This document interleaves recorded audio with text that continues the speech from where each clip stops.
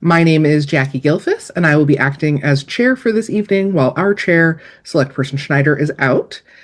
This evening, I do ask that if you address me, if you could, rather than using Mr. Chair or Madam Chair, that you would just use Chair or Chairperson or Chair Gilfus. This open meeting is being conducted remotely, consistent with the amendments of the open meeting law passed by Massachusetts legislature and signed into law by Governor Healy, which permit fully remote meetings of public bodies. Ensuring public access does not ensure public participation unless such participation is required by law. Public participation is only required during a public hearing, though the chair may utilize their own discretion to provide an avenue for public comment during other items on the meeting agenda. Please note that this meeting is being recorded and aired live, and that some attendees are participating by video conference. Accordingly, please be aware that people may be able to see you. All supporting materials that have been provided to us as members of this body are available on the town's website, unless otherwise noted. The public is encouraged to follow along using the posted agenda unless I note otherwise. All right, to get started, I'd love to do some board introductions, and I'm just going to call on each of you one at a time. Select Person Eldridge. Good evening, Eric Eldridge. And Select Person Coughlin. Good evening, Adele Coughlin, and I just want to say I'm getting a message that my internet is unstable, so. Thank you so much. Yeah. Select Person Cohane. Good evening, Ron Cohane. And Mr. Loisel. Good evening, Colin Loisel, Town Manager. Mr. Walsh. Good evening, Sean Walsh, Assistant Town Manager. Thank you all. Yes, I think as Select Person Coughlin notes, it is very possible that any of us could lose power or internet at any point during this meeting. I can hear that the wind is still whipping outside, so we will play this by ear to the best of our ability. And certainly if I lose power, I think it automatically will go to Eric as clerk. He is going to be my vice chair for this meeting. So I think we will just fall in the order of succession if we need to. But hopefully we're all here through the whole meeting. Before we get started on the first agenda item, I do want to talk about some ground rules to make sure that we have an effective and clear meeting, and so we can ensure accurate meeting minutes. So I, as the chair, will introduce each speaker on the agenda. After they conclude their remarks, I will go down the line of members, inviting each by name to provide any comment, questions, or motions. Please hold until your name is called. Further, a few things. Please remember to speak clearly and in a way that helps generate accurate minutes. For any response, please wait until I yield the floor to you and state your name before speaking. If members wish to engage and discuss amongst yourselves, please do so through me first and make sure that you introduce yourself first. Members wishing, I'm sorry, if anyone in the audience would like to do any public comment, I will certainly introduce that. I'll make a statement that there's an opportunity for public comment. And then you should raise your hand to notify the meeting host that you want to be heard. Just make sure that you appropriately are named so that way we can notify you when it's your turn to speak. And I think we have two folks and I can see that you have names, so that's perfect. When you're called on, the host will unmute you and permit you to speak, and then you will be muted when you're done. If you're calling in on the phone, you can press *9 to raise your hand, and then when appropriate, you will be unmuted and be able to speak. As a final reminder, because we're holding this meeting on Zoom rather than using our usual voice vote, we're going to take all motions by roll call vote. So I'll call on each member one at a time. Members can indicate their support for a motion by saying aye, their opposition by saying nay, and if they'd like to abstain, they can just simply say I abstain. In order to prevent disturbances or interruptions, only the meeting host can share their screen, and all persons on the call are muted until they are recognized by the chair. Additionally, the chat function has been disabled.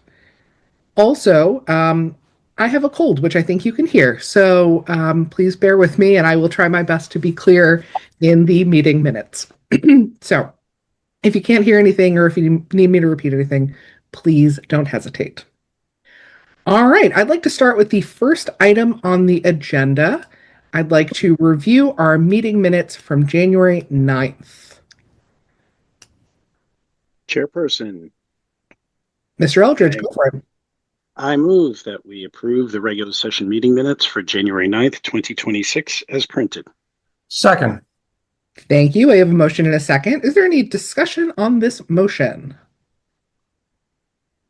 All right. I am going to go roll call vote. Select Person Eldridge. In favor. Select Person Coughlin. Aye. Select Person Cohane. In favor. And I am also in favor. So that carries 4-0-0.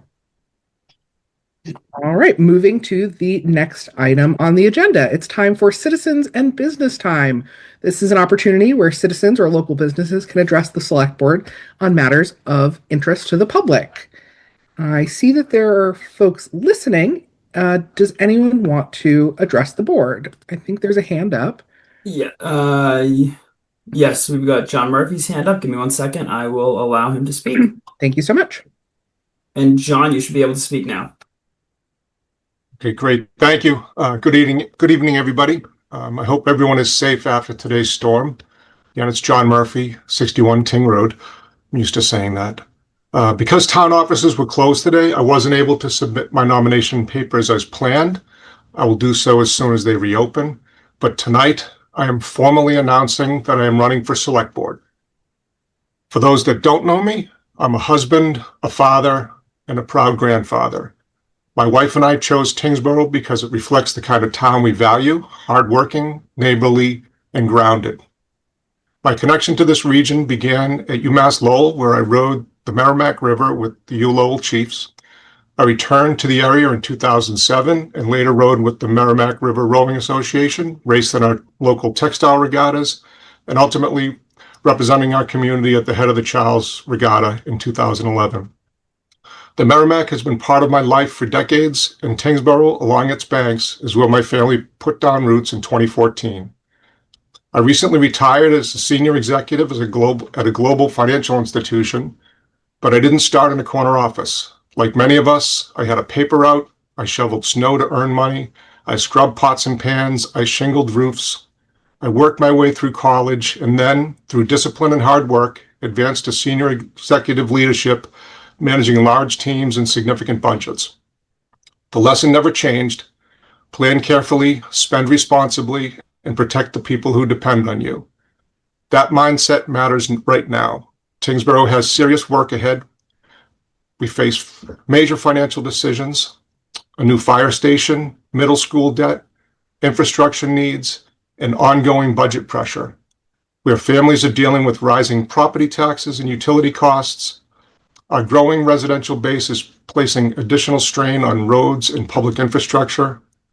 Lake Muscatbeck, one of our greatest assets, faces congestion and safety challenges during peak seasons that require thoughtful management.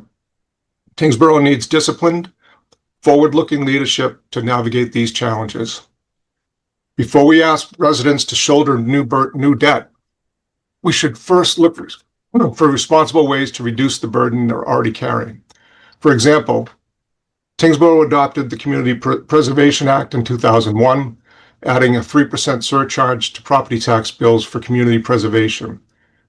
It achieved this purpose, and our town center and Ironwood Park reflect that success. But that phase is largely complete, and our priorities must now shift to core needs. Eliminating that 3% surcharge will not solve every financial challenge, but it would responsibly ease the burden of a new fire station as we prepare for major borrowing. We must strengthen our commercial tax base so that businesses can share more of the load and residential taxpayers are not carrying it alone. That is the steady, practical approach I will bring to the select board. I'm ready to serve with steady solutions, not surprises, and I respectfully ask for your support and for your vote. Thank you. Thank you, Mr. Murphy. Does anyone else in the audience would you like to address the board?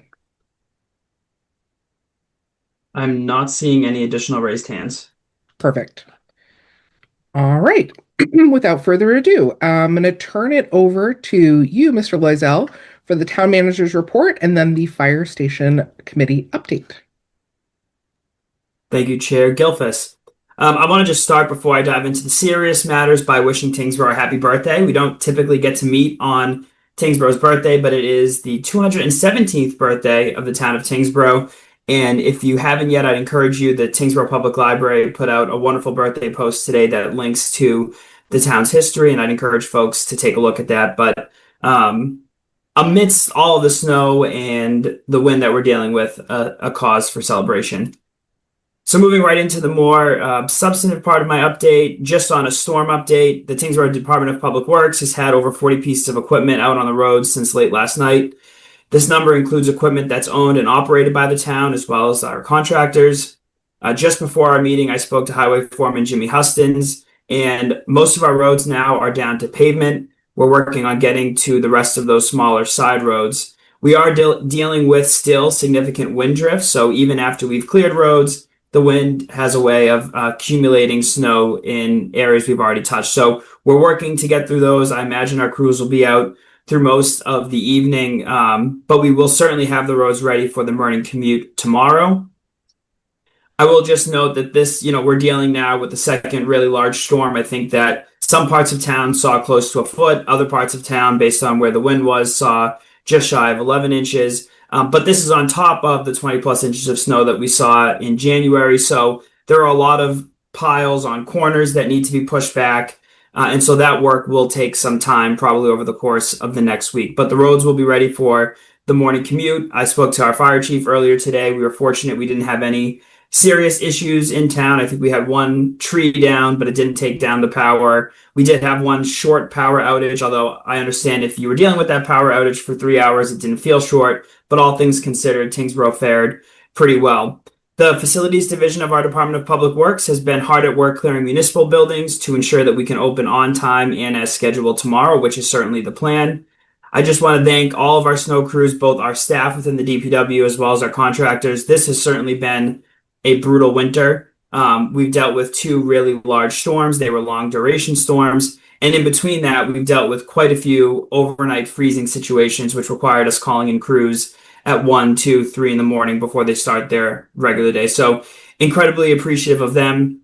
I also participated this afternoon in a statewide call with Governor Healy and the Massachusetts Emergency Management Agency. I do expect that the state of emergency, which the governor declared last night, will continue into tomorrow, largely as a result of the damage that we're seeing in the hardest hit parts of Massachusetts, mostly the southeastern part of the state. That state of emergency allows for the state to request mutual aid from neighboring states, but it also allows for federal resources. It does not, and I just wanted to be clear about this so there's no confusion. A state of emergency does not equal a travel ban. It does not mean that schools or municipal buildings or businesses can't open. There is, you may have heard, a travel ban in place for Bristol County, Plymouth County, and I think that it might have even extended now to the Cape and the islands, but it is not in effect for Middlesex County. So I expect all municipal operations will operate as normal tomorrow. Residents are reminded that as a result of the storm, we did delay trash pickup, so please put your barrels out by first thing tomorrow morning so that Republic can pick them up. And I haven't heard yet from the schools, so I would direct folks to the school's social media and website to be certain about their status. Moving along to some general updates, included in your packet this evening are 2 requests for comment relative to an application submitted to the Zoning Board of Appeals and the Planning Board. Both applications deal with the proposed construction of a 3,500 square foot addition to the existing building next to the Old Town Hall on Kendall Road. This is the old Dr. Bown office that Fran Glavin restored right before the pandemic, quite frankly. It also includes the construction of a 1,600 square foot patio. Those that were on the board at the time and those that have been paying attention know that just before the pandemic, Fran Glavin was before the select board requesting licenses and talking about his intention to turn that into a small tavern. The pandemic happened. He wasn't able to find an operator for it. but he is now moving forward with those plans. So the first step is for him to apply for the permits he needs from the planning board, as well as from the zoning board of appeals. We generally add these as items on your actual agenda for you to discuss. However, it was sent to us well after the agenda was posted and the packet was made available. So since you don't generally make comment, I'm just mentioning this for awareness, but certainly if the board did want to discuss this in more detail, it could add it to its agenda on March 9th. I don't know that the applications will be resolved before those boards in one hearing, but they will be meeting before the board next meets. And I would just note this board granted those licenses in the past. He surrendered the licenses simply because he wasn't using them, but the liquor licenses in question are special legislation that are tied to, I think it's 500, it's 1,000 feet or something from the intersection of Kendall Road. So when he surrendered it, part of the analysis was that it really couldn't go to any other establishment along that way. So he will have to come back to you should his permits go through with the planning board and the zoning board to obtain the necessary licenses, which I'd imagine he would do once he has an operator. The Department of Public Works is applying for a cooling corridor grant through the Executive Office of Energy and Environmental Affairs to install new tree canopy at Ironwood Park. If awarded, the grant would cover the purchase, installation, and original maintenance, the watering essentially, of new trees and would allow us to enhance the tree cover at Ironwood Park. We're currently looking to add these trees on the right side of the parcel if you're facing the clubhouse from Sherburne. This is where all of our sport amenities are. You may know that there's not really any trees over there right now, and we've talked about ways that we can add some shade structures. So our DPW town engineer and our rec director have been working to identify places along the walking path there where we can put these trees, and ensuring that the trees that we choose won't then grow under the courts that we've installed or the walkway. So there was a lot of thought that went into that. Our tree warden, Doug Latulip, provided some input on what kind of trees they would be. This grant does not require a match, so there's no municipal funds being put up for this project, but it would be a great grant if we were able to get it. And the Sewer Commission has announced a public hearing on Thursday, March 26, 2026, to discuss a proposed rate increase for residential and commercial sewer rates. The hearing will commence promptly at 6 p.m. Questions about the hearing or rate increase prior to the hearing can be directed to the Sewer Division of the Department of Public Works by calling 978-743-5334. And just as a note, though this board is certainly aware, under the DPW Home Rule petition, the authority to spend the enterprise fund and set rates stayed with the Sewer Commission, which is a 3-member elected body. On a capital front, the Department of Public Works recently took possession of the cabin chassis that will become its newest dump truck. Back in fiscal year 2022, so we're talking quite some time ago, town meeting authorized the purchase of a new dump truck. We have been waiting for it ever since. This is not unique to Tyngsborough. We've talked to our neighboring municipalities in Massachusetts, and everybody is waiting largely for the outfit of the cabin chassis.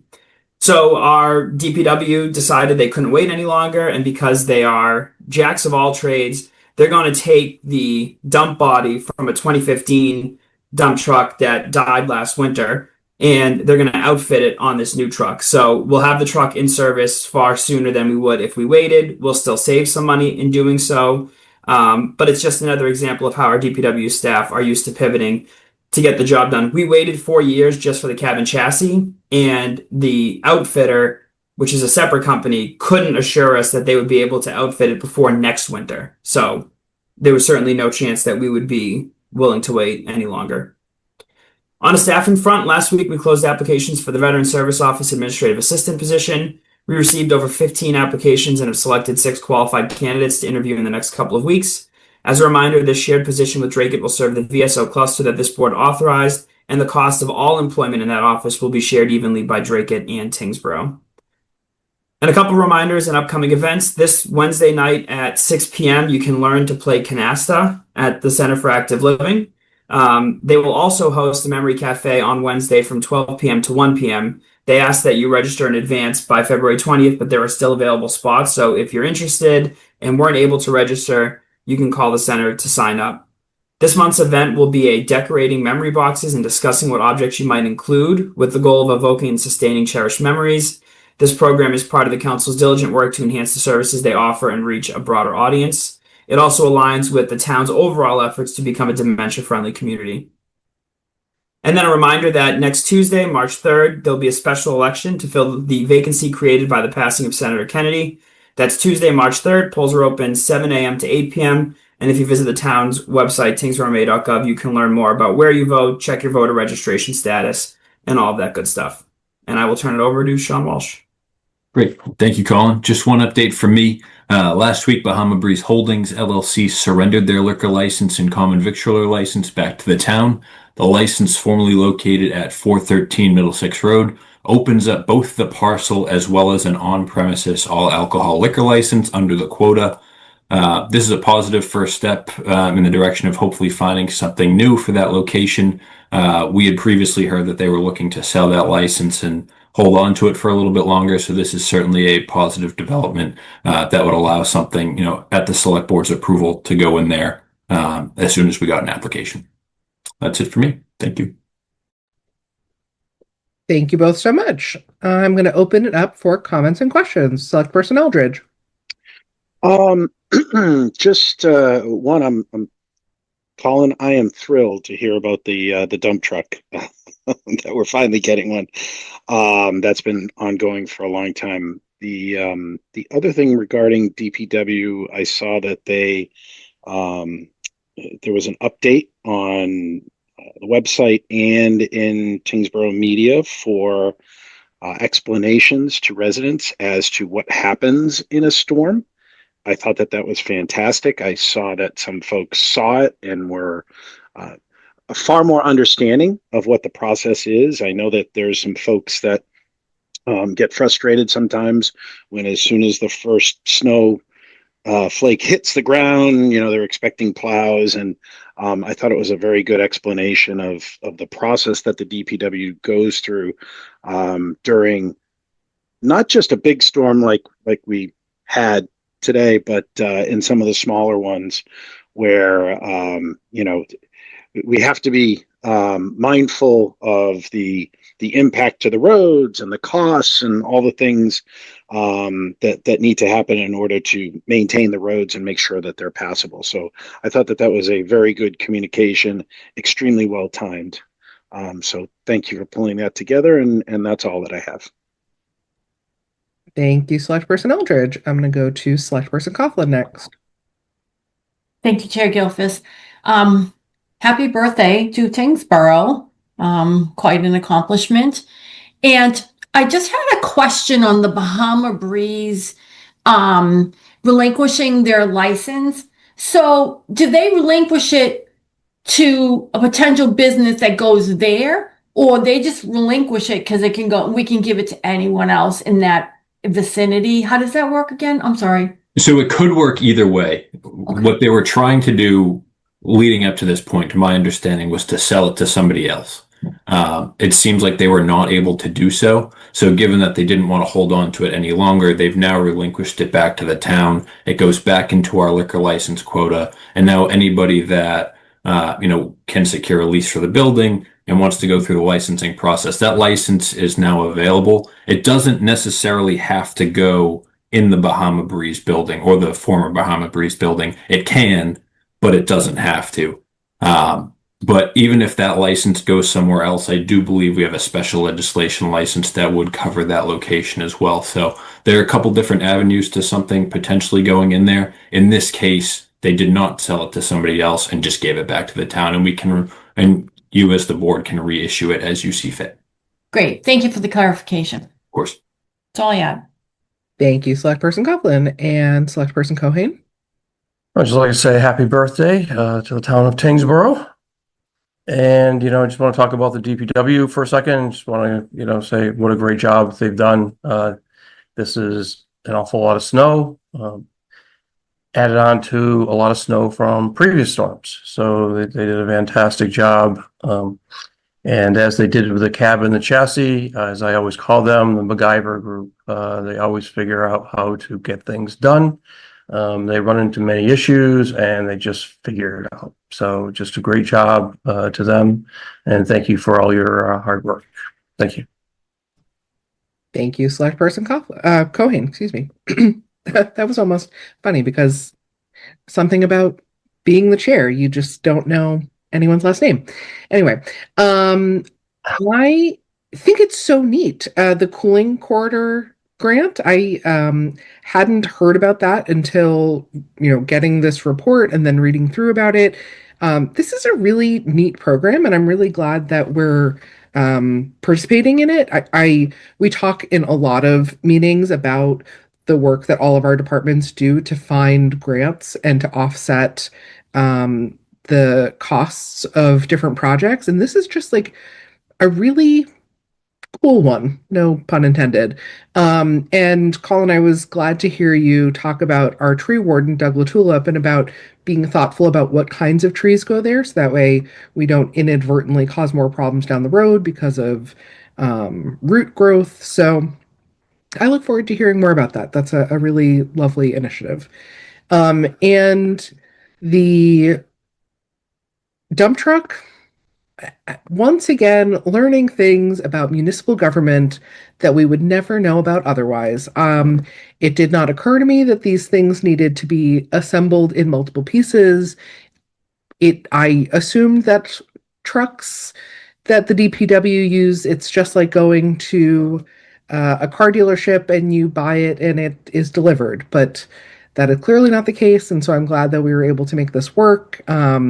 And also to make lemonade out of the lemons of a 2015 truck that died. That's a very clever way to repurpose that. So thank you, Colin and Sean, for your updates. I will be mourning the loss of Bahama Breeze's coconut shrimp until the day that I die, but good for us to be moving forward in any case. Colin, I'm going to give it back to you for the Fire Station Building Committee update. Thank you. On February 16th, 2026, the town's designers submitted a series of submissions to the cost estimator, which will shape the first draft of a cost estimate. We expect to review that at the next Fire Station Building Committee meeting, which is on Wednesday, March 11th. Following that, we'll be able to provide feedback to the designers, which will incorporate that into revised submissions to go back to the cost estimator to further refine the numbers. But after March 11th, we will certainly have a much better idea of what we're looking at from a cost perspective. On the public outreach front, we've wrapped up our initial outreach campaign, which focused on getting residents up to speed on the project, why we're talking about it now, and how we got to the point that we're at. As a part of that, the committee hosted 7 public information sessions and has spent the last few weeks attending meetings of community groups, really meeting residents where they're at. That's something that this board made clear was a priority, and the Fire Station Building Committee also made clear was a priority. In total, to date, the committee has attended 6 community group meetings. Some of them were in person, some of them were virtual, all of them were well after hours, so big kudos to our staff that participated and certainly members of the committee. We have another one tomorrow night with the Girl Scouts, which is exciting. We'll have their parents and also Girl Scouts to learn more about civic engagement. We're still happy to attend local group meetings, so please reach out to my office. If your group is not a registered community group, we wouldn't know to contact you, but we are very happy to. And, I've received several emails following these events just thanking us for going to the residents. This is something that, we'll talk in a little bit about the select board's goals. And for as long as I've served in this role, but even for as long as I've served the town, every select board that I've served under has been very clear that we have to do better reaching residents. And I think there's no better example of the work to do that than what we've done in the Fire Station Building Committee. So big kudos to Select Person Coughlin, who serves as our fearless leader, the chair of the committee, and then, of course, all of the members. The next phase of our outreach will focus on getting us to town meeting and the ballot box with an emphasis on the cost and really being able to show what that tax implication will be for residents. I say this every time I talk to you and every time I talk to the Fire Station Building Committee. We had the work of convincing people that we need a new fire station was the easy part. But what we have to make sure that we're cognizant of is that there are people in our community who can't afford to pay anything more in taxes. And so we've got to do our very best to show that we were responsible with the cost and how, we can make this work. And again, I would just remind folks that haven't yet to take a look at the Fire Station Building Committee's page at tyngsborough.gov. You can see the frequently asked questions, videos, all of our presentations, and then, of course, the design submissions, including the most recent renderings, which this board saw at its last meeting. So happy to answer questions about where we are, but we're kind of in a wait and see now until we get the estimates back the second week in March. Thank you, Colin. I'll open it up to the board if there's any questions or comments. Select Person Eldridge. So, I mean, it sounds like the key next step is going to be the cost estimates. Once we have that, then we take a look and see whether we need to make any adjustments. And then really that's when we start to know, okay, here, as you talked about, Colin, I totally agree that I think that there is a general consensus out there that we need the fire station. I think the challenge is going to be, how do we make it affordable? And I think that's what we got a lot of work to do between now and town meeting to make sure that all the numbers work, and that we can go through and look at that. So, I really look forward to that date, kind of chomp at the bit there to say, just tell me what it's going to be so I can go through and work on that. So I look forward to that. I have a great appreciation for the efforts that everybody has been putting in relative to, not just pulling together the numbers. I think there's been tremendous amount of thought on the design and what is important. And obviously in the, the outreach, I do think it's difficult because as much as you guys have gone out and tried to touch people where they are, I still think that there's a lot of people that, are still very passive and sitting back, and maybe they might not be aware. And I think we just are going to have to continue to get on that path of trying to connect to as many people as we can and as many different versions of media as possible, so that we can make that happen. Maybe there's something that we can do relative to newspapers or other things like that.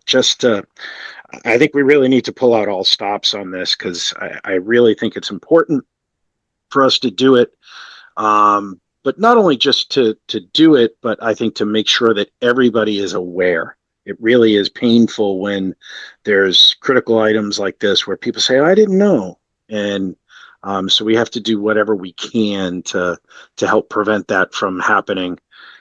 Obviously, the residents have a hand in that, but I think we need to be creative. So thank you for the updates. Thank you for all the efforts. I really do look forward to March 11th. And that's really, I think, the next chapter or next phase in this whole process.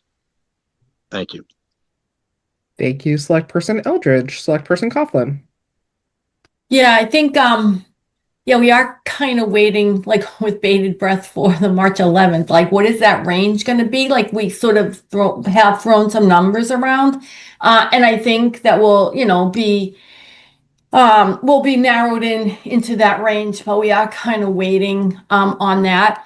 The efforts made on the outreach, I think, just have been wonderful. The people who are showing up, they're asking some great questions, some very thoughtful questions. And just to piggyback on what Eric's saying too, like, there's that passive community, and how do you reach out to them? We have talked about it, and what does that look like? Because the people who are showing up for the information sessions, because they're part of the garden club or this club or whatever, they care about this community. I'm not saying nobody else does. I'm just saying they participate, and they're the ones that are going to show up at town meeting. It's that passive ones that, may not show up at town meeting, and then later on say, well, I didn't know, like my tax bill, like all of that. So it is a challenge to get in front of as many people as possible. But, I think Colin's doing a great job. I know the fire station building committee is doing great work too. But, I think Colin has just been really spearheading it and has been the go-between. So you have to give kudos to Colin. Thank you, Select Person Coughlin. Select Person Cohen. Yeah, I agree with both the last two that, we still have some challenges ahead of us. And although I think the outreach, the number of times that we've done it has been phenomenal. Even some of the members say they were expecting a lot more people to come out. And kind of human nature, people kind of put it off for a while, or put it off until just about when we're about ready to go to town meeting. So, I think we still have a huge challenge, ahead of us. And once we get the cost estimates and start that next level of detail of the fire station and how we're going to, the funding and everything else, I think we need to do another outreach to the community and have multiple sessions. Even some people that I know are involved in the town from year to year to year have told me, they haven't really dug into it yet. They haven't gone to a session, which really surprised me because those are the people that I always think are going to go there, for these sessions and be a lot more engaged. So I think we still have our challenges ahead of us to get the outreach. I think we've done an excellent job so far. I don't think we could have done anything more. It's really just a matter of, I guess, human nature. A lot of people just put it off to the very end. And we have to be very cognizant of that and, do another big push, sometime toward the end. I'm not really sure what exactly that looks like. I'm just putting it out there. Thank you. Thank you, Select Person Cohen. I know that the town manager's office is working on a communication survey to understand how residents and businesses receive messages from the town and get their information and what the channels are that they most use. And so I think that I don't know the timeline of that, but I think that that's certainly something that if we can use the findings and the things that we learn in that survey, if we can apply that to the fire station, I think that would make sense. I do also wonder, and I don't know if this is a question of like best practices in general, or if we really do need to be specific to Tyngsborough, but Colin and Sean, do you have a sense of like, is there like are there certain best practices when it comes to communicating with residents that are sort of tried and true? Like, is it holding these info sessions and going to people? Is it like sending mailers? Is it doing doorknob tags? Is it going door to door? Is it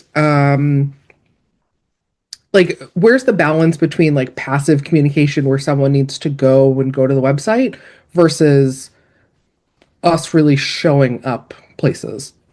Yeah, it's a great question. I think that the short and simplest answer is that there's not a one size fits all. I talk to managers that have done it all. I've seen projects where they do it all. I think that one of the things everyone agrees on is that, and we've certainly talked about this. This is kind of why we started doing the budget office hours, is that this is what I get paid to do this full time, 40 hours a week, really more than that, but 40 hours a week, I'm diving into how the town operates. But residents have their own lives, their own full-time jobs. And so their not interest, but their ability really to take on the tough questions about a fire station, for instance, is different. And so I think that the only real answer is that it's kind of throw everything at the wall and see what sticks. You hope that somebody happens to be scrolling through Facebook, while they're waiting for their kid's school bus at 7 o'clock. So you'll see our posts are generally timed first thing in the morning. That's when most of our followers are active. And then I think that this going to people's existing meetings, right? Somebody's already made a commitment to attend the garden club on a Thursday night or the town Republican committee on a Tuesday every month. And so going to where the people are is, I think, certainly a best practice. I'm glad you mentioned, and we'll talk about it a little bit in the next agenda item, the communication survey. Every town is different and the demographics within the town shift. I think if we were having this conversation in 2014, 2015, we would still be hearing a lot that people want physical things mailed to them. We at the time, of course, had the neighbor to neighbor, which was mailed to every house.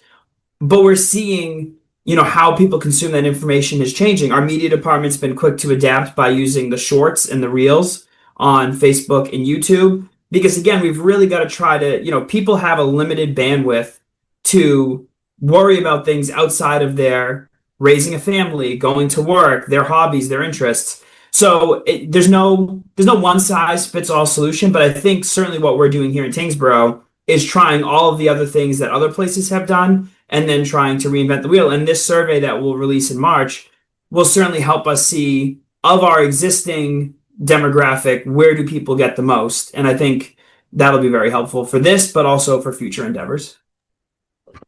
Thank you, Colin. And I think Select Person Eldridge raised like it needs to be like in the newspaper or something. Like I think that that's also worth pursuing is thinking about um, where are the places that people are opting to get information in their lives, not necessarily about the town, but just news in general. And so if that's us putting an ad in the Lowell Sun, that's one thing.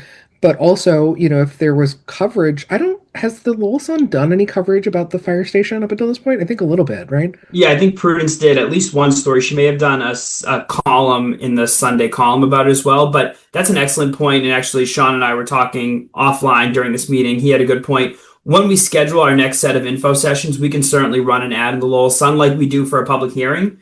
But also, we have twice so far, and we certainly will again when we have a schedule for upcoming events. We can put that in the Bridge, which has been received tremendously favorably from the community. And that, of course, as you all know, is a product of the creativity of our library staff. Wonderful. Thank you, Colin. And thank you to the whole fire station building committee for the work that's being done. Thank you, Adele. Just really tremendous work and certainly in progress, but looking forward to hearing more. And certainly once those cost estimates come in, I think we'll all be glad to hear that.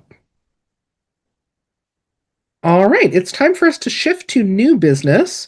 We're going to start with the fiscal year 2026 goals update. Thank you, Chair Gilfus. I'm not going to go into every single goal, but I will just provide a high-level summary and then talk about some of the ones that have immediate upcoming steps. So you'll see that this goal tracker has been updated for those that are watching at home. This in real time, you can track the progress, see these comments, see the milestones by visiting either the town manager's page of tyngsboroughma.gov or the select board's page. You can find a static document that has all of the goals, but right next to it is a link to this spreadsheet where you can see on this cover page, it summarizes the goal, it says whether it's a long-term goal or a short-term goal, if it's in progress, completed or not started, and then it tracks the number of milestones. So from a very high level, 4 of the 18 goals are completed as of February 2026. That's 2 long-term, 2 short-term. You may remember you have 9 long-term goals, 9 short-term goals. For the public's edification, the long-term goals were ones that we thought may linger beyond the current fiscal year, but we really set very clear milestones to help demonstrate progress toward achieving them. Whereas those short-term goals, which there's also 9 of, were intended to be completed within the fiscal year. And, and we've talked about this every time we've set goals, every time we talk about the goals, these are kind of broad goals that all have a bunch of different subparts. And even when one goal is complete, it may have hit on a theme around transparency or effective communication or financial planning. And so even if it is complete because all of the milestones have been hit, know that it's something that, through our department head meetings, we're still emphasizing the need to carry on with. The goals were adopted in the middle of August. So I say that we're about halfway through the period of time where we could have finished the goals because it wasn't really a clean July 1 start. But if you look at quarter 2, we've completed the strategies for monitoring, expanding where appropriate the utilities that are important to the community. Again, these are specific milestones that we've achieved, but certainly our need to coordinate with utilities. Earlier today, I was on a utility coordination call. Again, fortunately, we did very well in Tyngsborough. But that's something that this board has made clear as a priority to carry forward, and so we'll continue to do that. Also, as a part of this, and you saw in my Friday update, was to finalize the service agreement with Drake Water. That has been done. And I met with Superintendent Shu midweek last week. They have a new assistant superintendent, Kelly Chase, who's been with the district for a long time. So we had a really productive conversation about some of their upcoming projects. And again, that really drives home the importance this board has placed on ensuring that we're communicating so that we don't pave a road that we know in a year or 2 years they're going to dig up to do a main replacement. On the regional services front, this is the second goal that was completed in this category. We've entered into that regional agreement with Drake, and we're hiring for that position now. We expect that will be incredibly successful, and there are other communities following suit. We looked at potentially doing a regional ambulance service. Given our current circumstances, we didn't think it made sense at the time. But what we got from this conversation was the board is that these types of conversations, even if when we get to the end of those conversations, we determine that that particular approach wasn't going to work, we should be doing this periodically to make sure, one, that we're being as cost effective as possible, but two, that we're delivering the best service that we can to our residents. The fire station project, of course, has taken up a bulk of our time. Again, a lot of these goals focused on us being transparent, on us identifying a building that really met our needs. And one of the outstanding milestones, of course, is to, using the cost estimates, develop a comprehensive tax model in a similar way that we did for the middle school project. So that's quarter two. We're obviously in quarter three now. And so we've talked and we're awaiting pricing from firms about ways that we can improve the traffic and the safety on Middlesex Road. One of the things I've tossed around with this board is exploring a road diet. That was a recommendation of MassDOT. So we are currently soliciting proposals from qualified firms to conduct the traffic study that MassDOT will require. As a reminder, MassDOT will pay for the capital upgrades, but we would be looking to work with the cannabis retailers through the HCA process and reimbursable costs to have them cover the cost of a study to make sure that this plan would work. For those that are hearing this for the first time, that would simply take the 4 travel lanes, break it down into 2 travel lanes between Locust Ave and the 440 Middlesex Road Plaza, with a dedicated turning lane in the middle, which will significantly reduce the rear end collisions, which are our biggest accidents that we're seeing in that stretch right now. But it also will really protect the ease of egress and ingress to all of our businesses. It will certainly have its biggest impact on Nature's Remedy and Yellow House, but even the brewery a little bit further south will benefit from it, the gas station, and some of those commercial condos. So that work is in full swing. Later tonight, after this item, we'll talk about reviewing the Community Preservation Committee program. I met with CPC last Wednesday and walked through it with them. You've seen now twice, including in this packet, financial modeling about what a change in our CPC surcharge could look like. The Sherburne House was certainly something that I've heard not just from this board, but I've heard from Conservation, the Land Trust. CPC has voted favorably to recommend that town meeting fund $70,000 for us to replace the roof of the Sherburne House. A lot of the issues that we have inside the house can be addressed using our in-house maintenance staff, but until we replace the roof, it wasn't sealed from the elements, and so it would have been frivolous for us to, say repaint walls, replace flooring when there were still holes in the roof.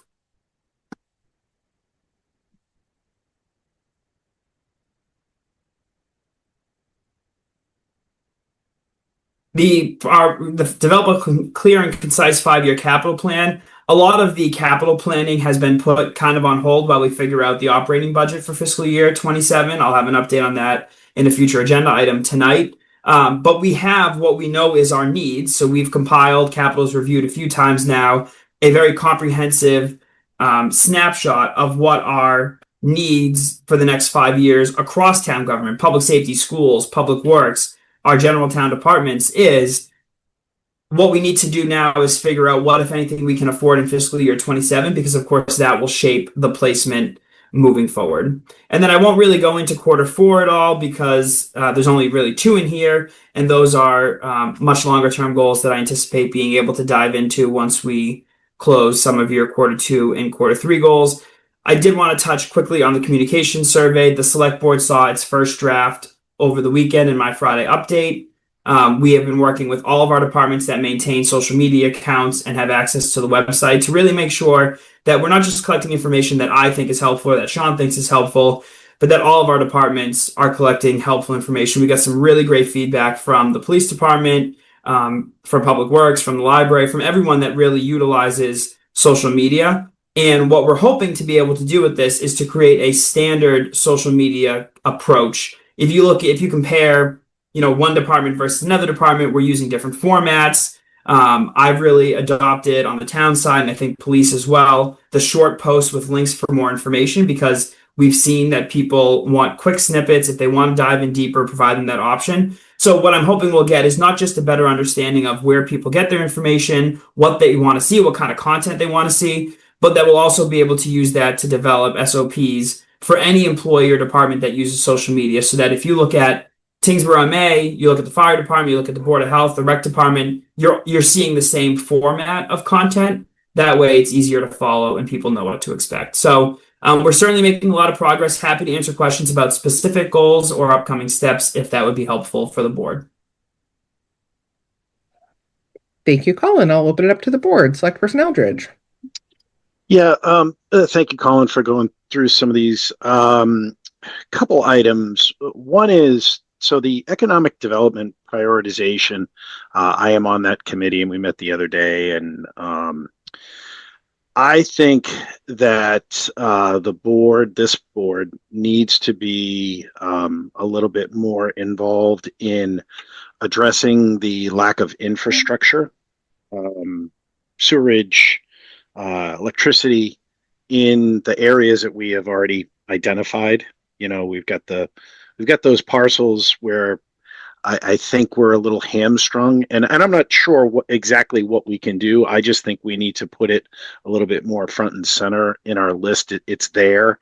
I think that we need to either push the state to drive some of these things, or we need to work with NEMCOG and some of our other partners in the Merrimack Valley to go through and address some of these. But I think that it's easy for us to go through and identify parcels where, we think certain things are going to happen.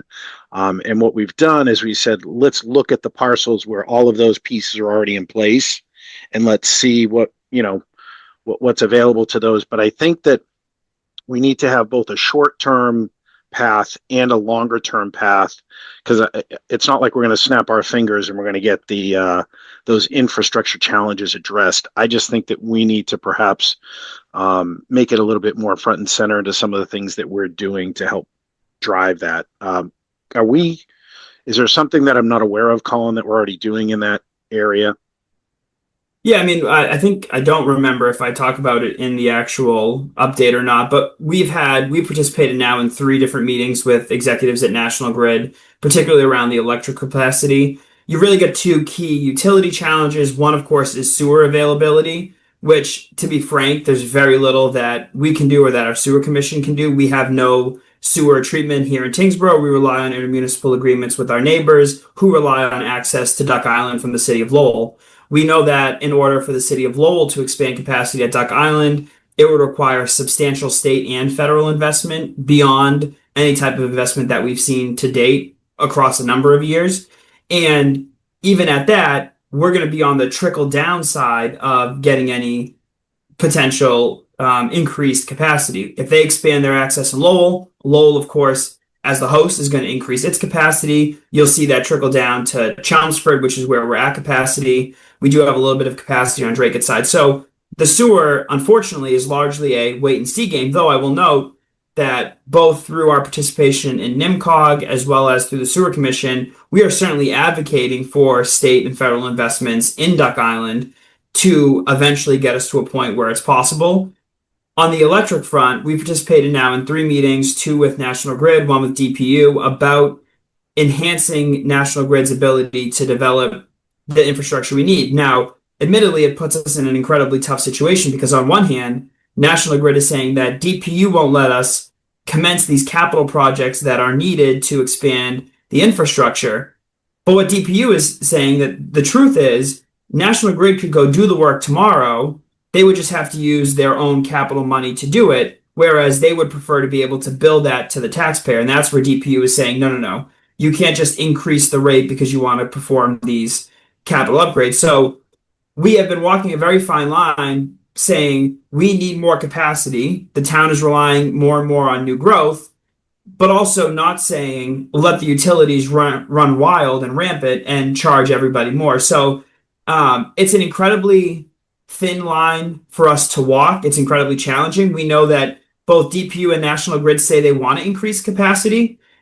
I think that there just needs to be a better mechanism for them to do it without, saying, well, it's got to 100% be the burden of the taxpayer. We have seen the studies that are necessary, and we've done at least one in Tyngsborough so far. I know that our neighbors in Westford have done it a few times. Potential developers are footing the bill up front to do the studies to tell National Grid what type of capacity you need. And we are certainly doing a much better job, our staff, whether it's through my office, DPW, or through planning, connecting potential developers with National Grid so that we put them on notice that we're going to need capacity. And, if they complete a project in Westford that has trickle-down effects in Tyngsborough, we want to dive right in and take advantage of it.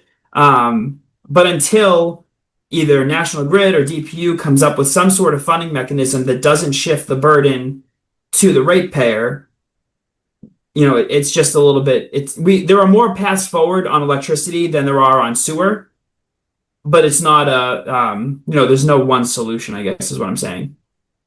Yeah.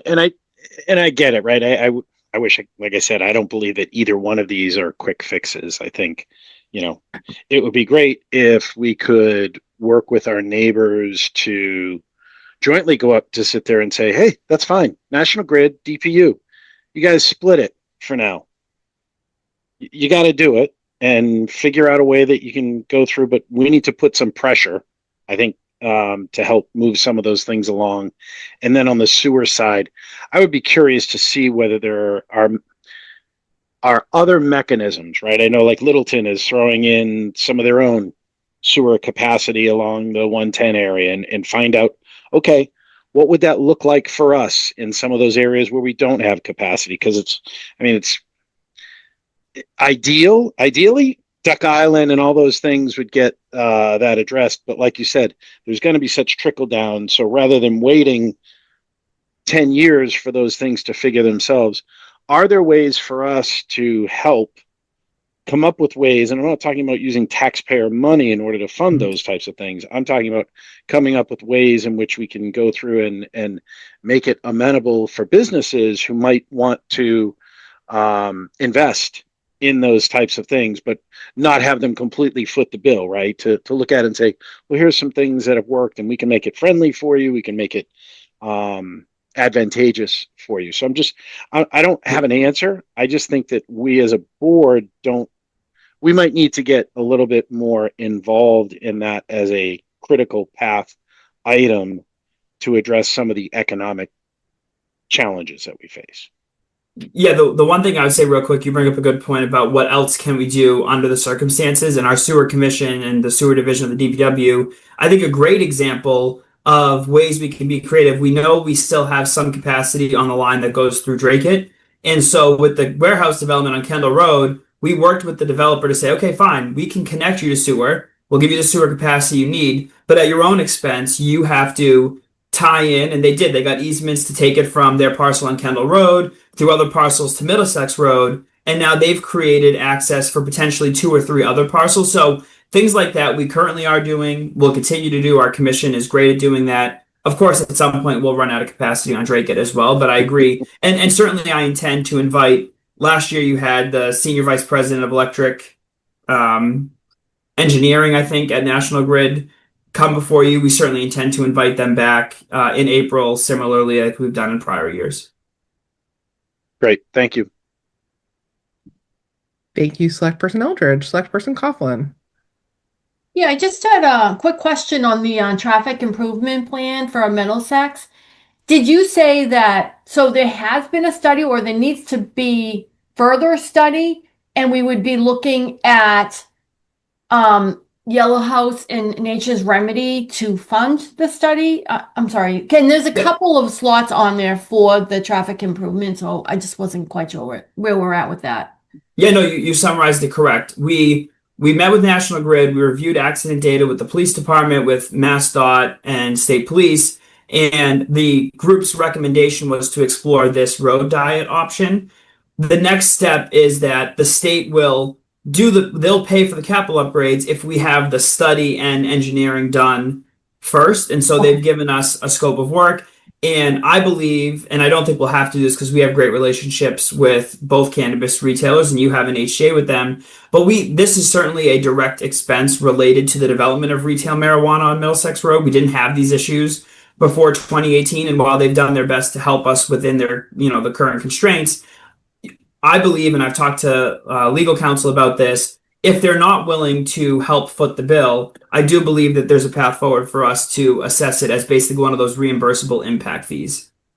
Again, I don't think we'll have to get there because they've been very cooperative, and I do believe this helps business for both of them because with the dedicated turning lane, we would no longer have to restrict the left turn out or the right turn out because you would only be crossing one lane of travel instead of three. And is that the only area of Middlesex Road that we're looking at? Well, we've looked at a few different roads. That's where our highest crash density is. Oh, yeah. We do have, I think that the chief has talked about speeding issues on the southern part of Middlesex Road. We've used some of the state grants that we get to do enhanced traffic enforcement down there. Those are more a police presence type of issue than roadway reconstruction. So crashes, the biggest density of them happens between 440 Middlesex Road and Locust. But we do know that speeding along Middlesex Road, particularly as you get closer to Chelmsford, is something that we've had high visibility patrols and used our state grants to do directed patrols where possible. Great. Thank you very much. You're welcome. Thank you, Select Person Coughlin. Select Person Cohen. I guess I'll talk about the communication plan. I mean, every year, we talk about improving communications with the residents, and we have improved. But I think this is just the logical next step of let's ask the residents directly. And I like the comment from Colin, the way people are consuming news now has been changing drastically. I think the neighbor to neighbor is one thing that has really hurt us because that was something that was delivered to every household. And I know a lot of people did use that. When we had special events in town, that was everybody's go-to place to determine when the event was and the criteria for the event and the details of what they were going to do with that particular event. And now I just think that that's the best thing we can do. Let's ask the residents directly, and let's put together a plan to improve communication even further. Thank you. Thank you, Select Person Cohen. The only thing that I would add is just in Select Person Eldridge talking about the economic development prioritization. This was also a concern for me, but I'm glad that you raised, Eric, that it should be more. It needs to be on the select board's plate more. We really need to be present in that because this budget exercise, going through the budget deficit, it's not going to get easier for us over the next several years. I think that this is highlighting that we have done really well with new growth in the last few years. The benefit of Enclave coming in, there's no question that changed the financial dynamics of the town. But now we're going to go back into a more, regular operational model. And so it's time for us to really be putting pressure on the economic development side. And if there are these economic development zones in town that are the right place for business growth, but then, we have these frankly stupid obstacles of the utilities. I know that we don't have control over much of this. And Colin, I'm really glad that you gave the explanation that you did. And I think we maybe need to. I'm curious, how are we communicating that now? Is that information on the town website about the challenges for sewer capacity, things like that? No, to be blunt, we don't want to put that, in my opinion, putting that on the website basically says we're closed for business, given there are creative things that our sewer division is able to do. But in terms of communicating it, like I said, so communicating with potential developers, it's the first question we ask when we do a department-wide. And when you have a large development, in fact, This week we have one with the proposed developers of the assisted living facility at 84 Kendall. The first questions we ask are, what's your sewer capacity needs? And have you talked to National Grid about both gas and electric? So we're making sure from the very beginning they're engaging in these conversations, making connections where possible. And then on the flip side, the advocacy side, we continue to relay to DPU that there needs to be some sort of balance where we're not expecting the ratepayers in a specific community to bear the cost of new growth, which quite frankly helps share the tax burden. But again, I've already walked through the intricacies, but we're certainly effectively communicating it with potential developers. It's the very first thing that we talk about. Okay. Yeah, it's tough because this is certainly a scenario where it's like it takes money to make money, and figuring out how those improvements happen. I don't think that we want to shoulder the burden, and I don't think that we want to pass it off to residents. But all of these things together are resulting in literally land remaining undeveloped, even though there's interest. And so that's money on the table that, I think we do need to solve for that. So I welcome Select Person Eldridge's recommendation that bump up in our prioritization, or at least just the way, the visibility, the way that we're thinking about it. I think we need to be closer to it. So, okay. Any other comments, questions, concerns about our select board goals update? Colin, is there anything else that you need from us, or this was just one way, right? Yeah, this was just one presentation. This will go out as an update to the whole community on our website and social media later this week. And again, for those that are interested in diving into more of the details, you can see this exact document in real time on either the select board's page or the town manager's page on the website. Thank you so much for the update. I'm going to go ahead and keep it with you for the CPC revenue and surcharge. Excellent. So as this board is well aware, one of its goals this year is to review the CPC program with a specific lens on whether or not the town should consider reducing the surcharge that we collect for CPC funding. My understanding from when we set this goal was that the board felt that after 20 years, and we've all highlighted the success of the program over the past 20 years, it made sense to look at the revenue and determine whether or not any changes could or should be made. Additionally, with conversations about a new fire station in full swing, I believe that the board felt that it had a responsibility to review any options that it has to alleviate some of the burden that taxpayers are feeling. With that in mind, I've attached to this memo a 5-year history of CPC revenue broken down by the surcharge collected here locally and the state match.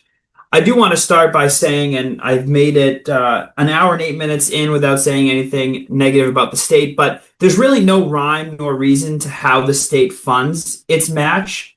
If you look at the report, and I'll pull that up after the memo, there were some years where we saw a match of 68%, some years in the 40%. But for fiscal year 25, which was the last fiscal year we closed, so I'm using that for the purposes of this example, they only matched 28%. And the town of Tyngsborough receives an additional state match because we're at 3%. So basically the way that works is that the Community Preservation Trust Fund, which is funded by the legislature, is dispersed to every single community that's in the program, whether you're at 1%, 1.5%, 2%, or 3% in a first round scenario. Communities that are in the 3% bucket, if there's any funding left in the trust fund after that first round, are eligible to get additional funding through rounds 2 and 3 if there's additional funding. So that year that we got 69%, my guess is they had enough money in the trust fund to do 2 additional rounds, which we would not have been eligible for if we were below the 3%. For the purposes of the exercise that the attached report walks through, I use the revenue that we collected in fiscal year 2025, again, because that's the last year that we have full year data for. And I assumed the 28% match because that's the lowest match we've ever received. So I'm taking a worst case scenario here, which is that 28%. That is really likely the same percentage that we'd see if we were only eligible for the round 1 distribution, which again would be what we were eligible for if we dropped below 3%. So that kind of makes things, even for the argument's sake. So between our local collection and the state match in fiscal year 25, we collected just under 1.1 million, which was available for the CPC to spend. As this board knows, but for the information of folks watching at home, CPC is a body that's made up of residents at large, representatives from the Finance Committee, the Historical Commission, Recreation, Planning, and Conservation.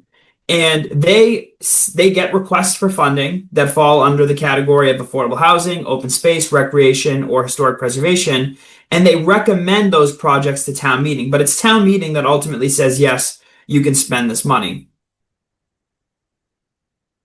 The 1.1 million was based on a total valuation of 28 million, which represents the taxable value subject to CPC. So it's important to note that CPC is only assessed on the value of a property in excess of the first 100,000. And then there are a variety of ways that you can qualify for an exemption, whether it's because you're a veteran, you're a low income resident, or you're a senior based on your income. So the CPC surcharge is not based on the total property tax valuation. So to make it even simpler, if I owned a home in Tyngsborough that was valued at $500,000, before they calculated my CPC surcharge, they would eliminate the first $100,000 in value. So now we're dealing with $400,000.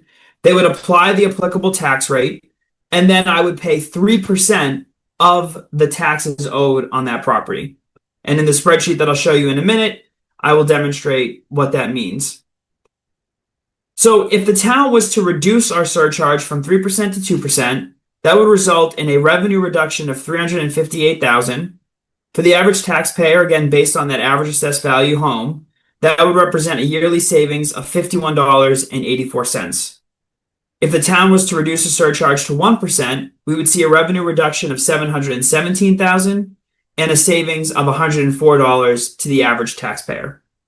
And in the event that the town terminated the CPC program, the reduction would be approximately 1.1 million, which makes sense, and the average taxpayer would save $156 annually. It's important to keep in mind that the Community Preservation Committee still has outstanding debt that would need to be paid off prior to terminating the program and expending all of the remaining funds. The table below shows the remaining debt obligations, which are all resolved by fiscal year 2030. I would also just note that the remaining balance is 1.1 million, which could be paid off at once using existing funding that's already available, especially if the town rescinded the May 2023 vote to allocate 1.5 million for that Winslow School project. Two questions that we get about this. One, how would you go about reducing or terminating the program? The decision to reduce or eliminate CPC is a decision reserved solely for town meeting. If this body felt it was inclined to advance the conversation to town meeting, it would do so in the form of a warrant, and then town meeting would ultimately decide by a 2/3 majority vote. If that would happen, it's important to note that those changes would not take effect until fiscal year 2028. So it would not take effect July 1 in the new fiscal year. It would take effect a year later on July 1st, 2027. I did meet with the CPC on Wednesday of last week, and I gave them a heads up that this conversation was forthcoming. Although the Community Preservation Committee didn't take a formal vote, I believe that there was substantial commentary from some members about the benefits of the CPC program and a desire to make sure that there was a true understanding of the financial implications before any decision was made. And then I want to thank Sean Walsh. He did a comparison with our neighboring communities. Of all the surrounding communities, we're one of 4 communities that participate at the full 3%, joining the towns of Dunstable, Groton, and Westford. Our neighbor Draycote is at 2%, while Billerica, Lowell, and Pepperell are at 1%. Tewksbury and Chelmsford are at the 1.5% surcharge. When you look at the broader Middlesex County, we're one of 14 communities at 3%, while 5 are at 2%, 11 are at 1.5%, 12 are at 1%, and another 12 do not participate in the program. And I just want to show this, and of course it is not showing up in the correct form, so if you give me 1 second.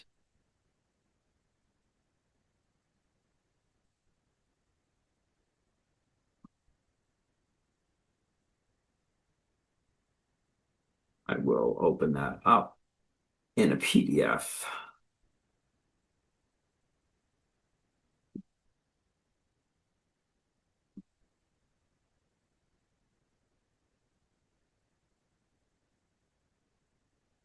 And I've just got to select a different window to share. I do apologize. All right. So what I wanted to demonstrate here, I've talked about this top part deals with the revenue. You can see that it's broken down by the surcharge, which is what we collect locally, the state match. We've had in 2021, they reimburse at 44%, followed by 69, 57, 32, and then 28% in fiscal year 25. This is where we land on the total dollar amounts based on this current valuation. So obviously as the valuation goes up, so does the surcharge that you collect. And then the debt service is at the bottom. But what I wanted to show here, this is how you would calculate the surcharge. So you have an average value home, $500,000, shave off that first 100,000 and you're at 400,000. If you apply the tax rate, the taxable amount is at 5,184, and then you collect the percentage you're set at. So at 3%, you would collect $155, which is what we're currently doing. The average home is paying $155. At 2%, you'd collect 103, and at 1%, you would collect $51.84. So that's the high level overview. Happy to answer any specific questions, or if there's additional information that the select board wants to see before it makes any decisions, certainly I can help gather that. All right, Select Person Eldridge. Yeah, thanks for pulling that together, Colin. I do think it's important. So my guess is that when you spoke to the CPC, that they wanted to make sure that people not only understood the financial implications and how all these things are, but I think it would be important for people to understand what projects the money has been used for in the past, including what we paid from the town and what the state paid. There's a couple that are there between the old town hall and First Parish that were the higher ticket items, but there's a lot of things that have gone through that program. I think it's been a successful program, and I'm not making any judgments one way or another, because I think it's up to town meeting to decide, but I think they should have all of that information as well. I think it's good to lay out, okay, here's what the actual cost benefits you're going to get if we make any changes are. My guess is that people will look at that and say it's not quite as much as I thought it was, because you hear that, CPC is at 3%, and they think it's at some sort of percentage of the full amount, which this exercise helped with. So I do think it would be important for us. I assume we have something. I thought that's what we were doing, was pulling something together that had these were the projects, here's where the costs, and this is the I assume we need to put in what the category was, because they're not all historical or they're not all recreational. There's quite a variety there. So is that in flight, or did I miss that? So that would be 25 years worth of projects. That's a lot of projects. It's all there. If anybody, I can get a report. The Community Preservation Coalition, which is like the quasi-state agency that assists municipalities, every year they have a database that anyone can go to that shows how you've spent the money. It doesn't break it up, though, of course, by how much of that was the town's money versus the state's money, because it all gets deposited into the same account and spent. You'd have to go by this percent match to visualize it. So if it's helpful for the board, I can pick out maybe the top 10 most expensive projects and then show you dollar by dollar for each category what we've spent. Or I can provide a PDF with all 25 years of projects, whatever would be more helpful. I'm just thinking about what residents might care about. I think, the top 10 might be something. The last 10 years might be something where people care about that. I just think that we need to have something beyond just, hey, remove it and here's what you got. I don't know that anybody really understands what I don't say anyone, but many people might not understand what the full implications are for what is being discussed here. I think they can see what the impact might be on their tax rate or their actual tax dollars. However, they might not understand what they would be giving up on the other side of the equation. And if it's a matter of just saying, hey, you can go to this website and you can filter and do all those things, that might be okay. I do think we have to give them, at least for some of these projects, if the state is just giving us, one number that this is what the project costs, I think it would be important for us to say, hey, the town spent this amount and the state put in this amount. And I think, our big thing is always, let's give people the information, be transparent about it, and let them make their own decisions. I think that part of the equation needs to be shown in some way. So maybe showing, that makes sense. Maybe showing for like the top 10 most expensive projects, how much the state contributed, because I guess the message would be, if we didn't have CPC, we would be responsible 100% for the cost of that. And then of course we can link to the project database if people wanted to see some of the smaller ones. Yep. So Okay. I think that's one way to do it. It could be the CPC wants to present it as well, and whatever they think is the most advantageous way. I just think from the town perspective, from the administration, I think we need to provide residents with the information that they need to see both sides of the equation in a balanced manner. And I think that, maybe it's the top 10 ones. Maybe it's, whatever it has been over the last 5 years or 7 years. I don't know. I just know that we're missing some of that information. So maybe for our next meeting, it's one of those things. Let's whichever one, if there's one that's real easy for you for the top 10, let's start there and see what that looks like. And if that doesn't quite paint the picture, then, we can go back. We're just going to make a recommendation that this be brought to town meeting. And then ultimately that's when we make sure that all of that information is there. I know that I want to have a little bit more information before I go through and make a decision as to, one, whether we adjust anything, and two, if we adjust everything, what do we adjust it to? We're at 3%. Do we go to 2? Do we go to 1? Do we go to 0? I'll be honest with you. I have a really hard time thinking that we should go to 0, but I need a little bit more information before I can sit there and say, this is what changes I think should be made, if any. Understood. Thank you. Thank you, Select Person Eldridge. Select Person Coughlin. Yeah, I think also too, it might be good to get a good understanding. Is it the top 10 or maybe some combination of the top 10 and some of the more recent projects that the CPC money has been used for? Because I think people will, it's fresh in their mind, right? But the other thing too, and I'm not sure if this came up at the CPC meeting that you had, but like, what's in the pipeline for potential CPC monies that could be used? Like, oh, we have this land use project here, that we might be affecting negatively, or I just don't know, like, what has been some of the projects, if you will. So I don't know if that's something you have now or. Yeah, that's a great question, and that did come up. There's no specific. Well, I should start by stating the obvious. The Historical Commission would still like to see CPC spend CPC money restoring the Winslow School. Yeah, that was really what most of the CPC meeting on Wednesday focused on. I have demonstrated in that meeting, and I've been asked by the committee to go back and show in a different form how that's not financially possible. CPC alone can't afford to restore the Winslow School, but that's certainly one that at least a fraction of the CPC would say is a project in the pipeline.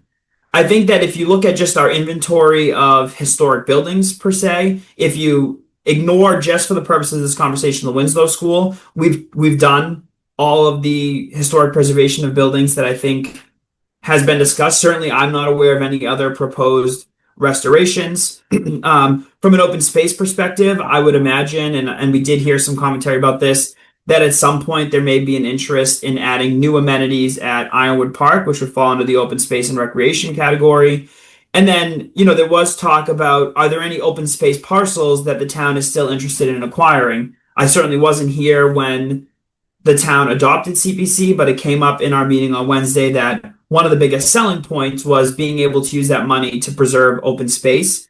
We've done that to a large extent, some of it through purchasing land, but also a lot of it through, if you look at Shady Glade up in the Primrose Hill neighborhood, Eric and I have worked on that for quite a few years. And there are other parcels that we've taken simply through the tax title process. So there's no parcel that comes to mind, and nobody mentioned a specific parcel, but those are the bigger ones. And then there's the smaller things that we fund every year, which certainly at 1.5%, 2%, we could continue to fund, like weed treatment on Lake Muscopik, weed treatment on Lake Massapog, which is a shared effort. The CPC throws in a small portion of the cost, and then for those lakes, their lake associations contribute. Those are some of the more annual ones. I mean, Historic has received some smaller pots of money over the last couple of years to preserve documents. But, there's certainly no... This year's CPC allocations, aside from the Sherburne House, were all for your standard, very small items, the $3,500 for weed treatment, $10,000 for weed treatment. But no one was able to mention any concrete, again, except for the Winslow School, kind of large-scale projects down the road. Great, thank you. Of course. Select Person Cohen? Yes. So I spent some time over the last couple of weeks talking to a lot of residents about the CPC. And I'd like to share some of what I've heard. As Colin said, it started 20 years ago. When it did pass, the reason that the town decided to do the 3% is it was 100% match from the state. So that made a lot of sense. So it was a $1 for $1, right? So for every dollar that we tax the taxpayers for the CPC, the state matched it dollar for dollar. So that was 100%. As you can see, if you just look at the table in front of you, the state match from 2021 was 44, then 69, 57, 32, and now it's 28. It's significantly going down. We know the state is having the same budget problems as everybody else right now. So I wouldn't expect that to turn around, anytime soon. From the many residents that I've talked to, and for myself, I think the CPC has been a hugely successful endeavor. I think it's one of the better things that we have done. And specifically, when you really look at the town center, when this started 20 years ago, you could say, where's the town center? And people would have no idea. Now we do know where the town center is. We have events there. We have the block party. We have, the Christmas trees. And, we have all of that. And, it's not a lot of space, but we've done what we could with that particular space. And when I really look at the CPC money over the last 10 years, I don't have the empirical data exactly to say it, but, if you just really look at, it was the old town hall, it was the First Parish, you can kind of see the cost there. We had the First Parish grounds where we actually use CPC money for that. We have Veterans Park, and we did something with the other bridge looking over the waterfall. So we did a lot at the town center, and probably 40 to 50% over the past 10 years has really been, the town center. Now, yes, CPC, there are some in the community that would love to do the Winslow School. I don't believe that's going to happen. I believe that's way too expensive, and CPC isn't going to be able to fund it all. And even the people that I've talked to, they say, yes, I want the Winslow School, but I don't want a tax break. They don't go together. If you do the Winslow School, you are going to get a tax break. Did I say tax break? A tax increase. You're going to get a significant tax increase if you do decide to do the Winslow School. The CPC doesn't have enough money to do that. So, some people just don't want to change it at all. But there's some people that have looked at it and go, maybe we don't need 3%. Maybe we could reduce it. I really haven't talked to anybody or anybody communicated to me directly. I do know one person has talked about it on social media, but nobody has said we wanted to get rid of it, all of it. you know, they feel there's huge benefits. You know, Colin will show some of the benefits, you know, of different projects that we've done. I do believe since we are getting some match, that we do keep CPC. The key question really becomes, you know, what percentage, right? What would kind of be acceptable to the residents that really want to keep the CPC? They want to do a lot of the projects that they've done in the past. And when I had that conversation with people, you know, I started talking about, 1.5%. I don't have a particular percentage, but that's just different than what's here. So I was just going to mention it. Again, I don't think it should be 0%. But I think anywhere between, 1 and 1.5 would reduce the residents' CPC tax bill and still give us enough money to do a lot of the similar projects that we've done in the past. And that's what I'm really kind of looking towards.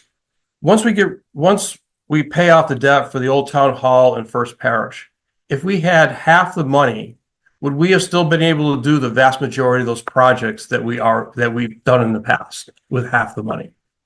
Because all the money really, or the half of it has gone to the town center.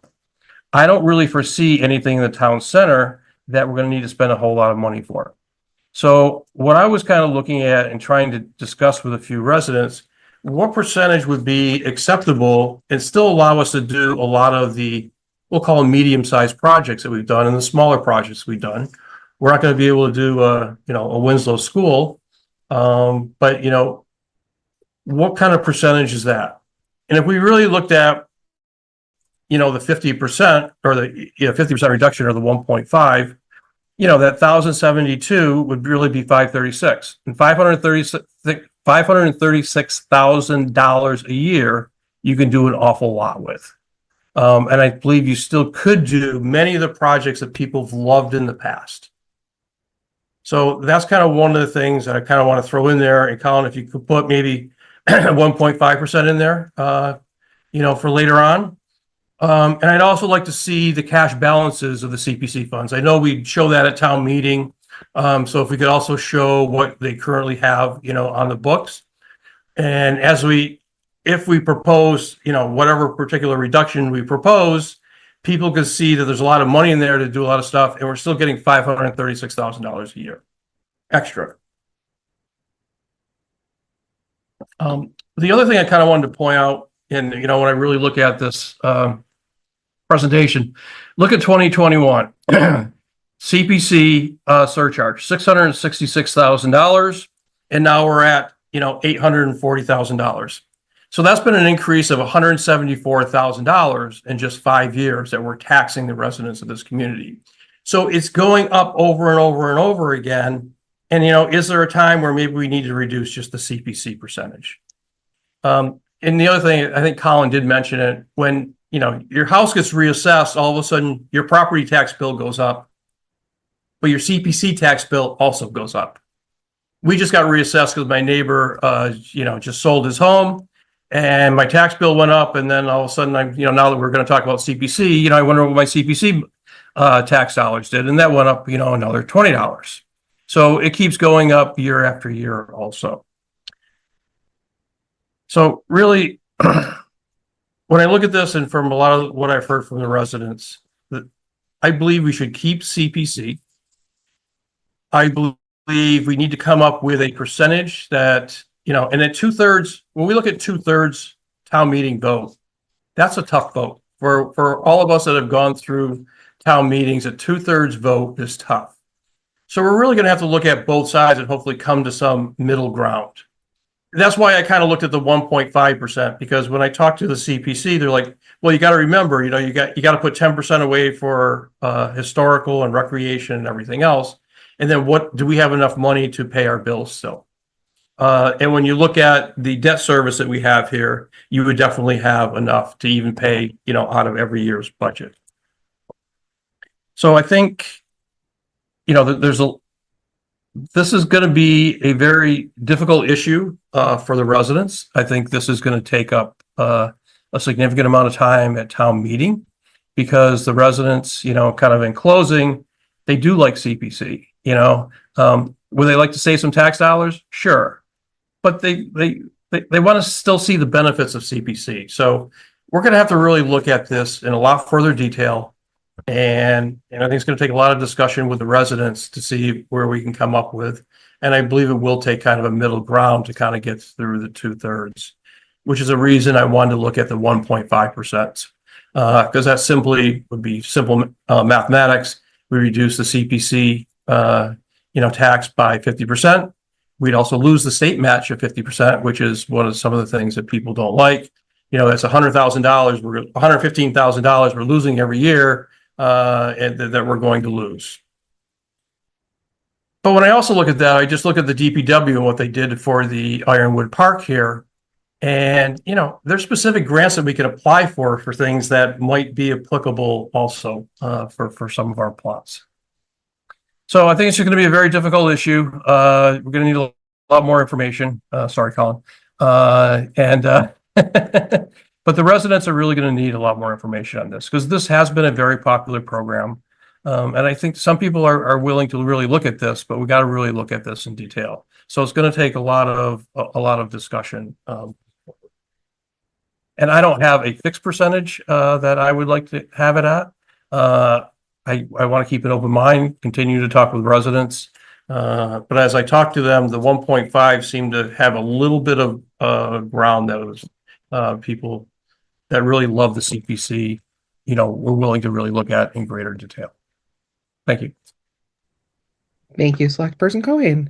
I think that Select Person Cohen just highlighted all of the reasons why this is really complicated. This is not straightforward. It's not a slam dunk in any direction. There's a lot of pros and cons on every single side of this, whether it's leaving it exactly as is, whether it's reducing it, whether it's eliminating it. And I am glad that really everyone, Eric, Adele, and Ron, have all asked for more information from Colin, because I think that the data that you provided, Colin, is really valuable, but there is so much more to this. And so hopefully we can dig into it more. I agree with Eric. I'd like to see more information about the projects that have benefited from CPC. And my thought was maybe not top 10 most expensive, but I think some combination of maybe most expensive, most recent. I think that was something that Adele said. But also like the most visible, like the ones that really stand out. So if people are not tuned in to Tyngsborough government and the projects that are going on, what are things that they, just by driving through as, passive members of the community, what are things that they benefit from that would have been impacted by reduced CPC funding or an elimination of CPC funding? So I think the town center, like Ron pointed out, is probably a good example of things that anyone would recognize as projects, whether they're tuned in or not. We certainly in the last couple of years have seen quite a bit of criticism on social media about the second bridge in the center of town and the perception that was an unnecessary bridge, that we shouldn't have spent money that way. So I think trying to flip that narrative to look at things that people do benefit from and being able to drive home that there's value here. I think some resident, I want to say maybe it was Billy Crawford, we had spoken about how there would be so much value in putting up little plaques or signs that said, like, this is funded by CPC funding. Because I just think that there's a disconnect for residents between how we spend money and like where that comes from and the projects that get completed that people find value in.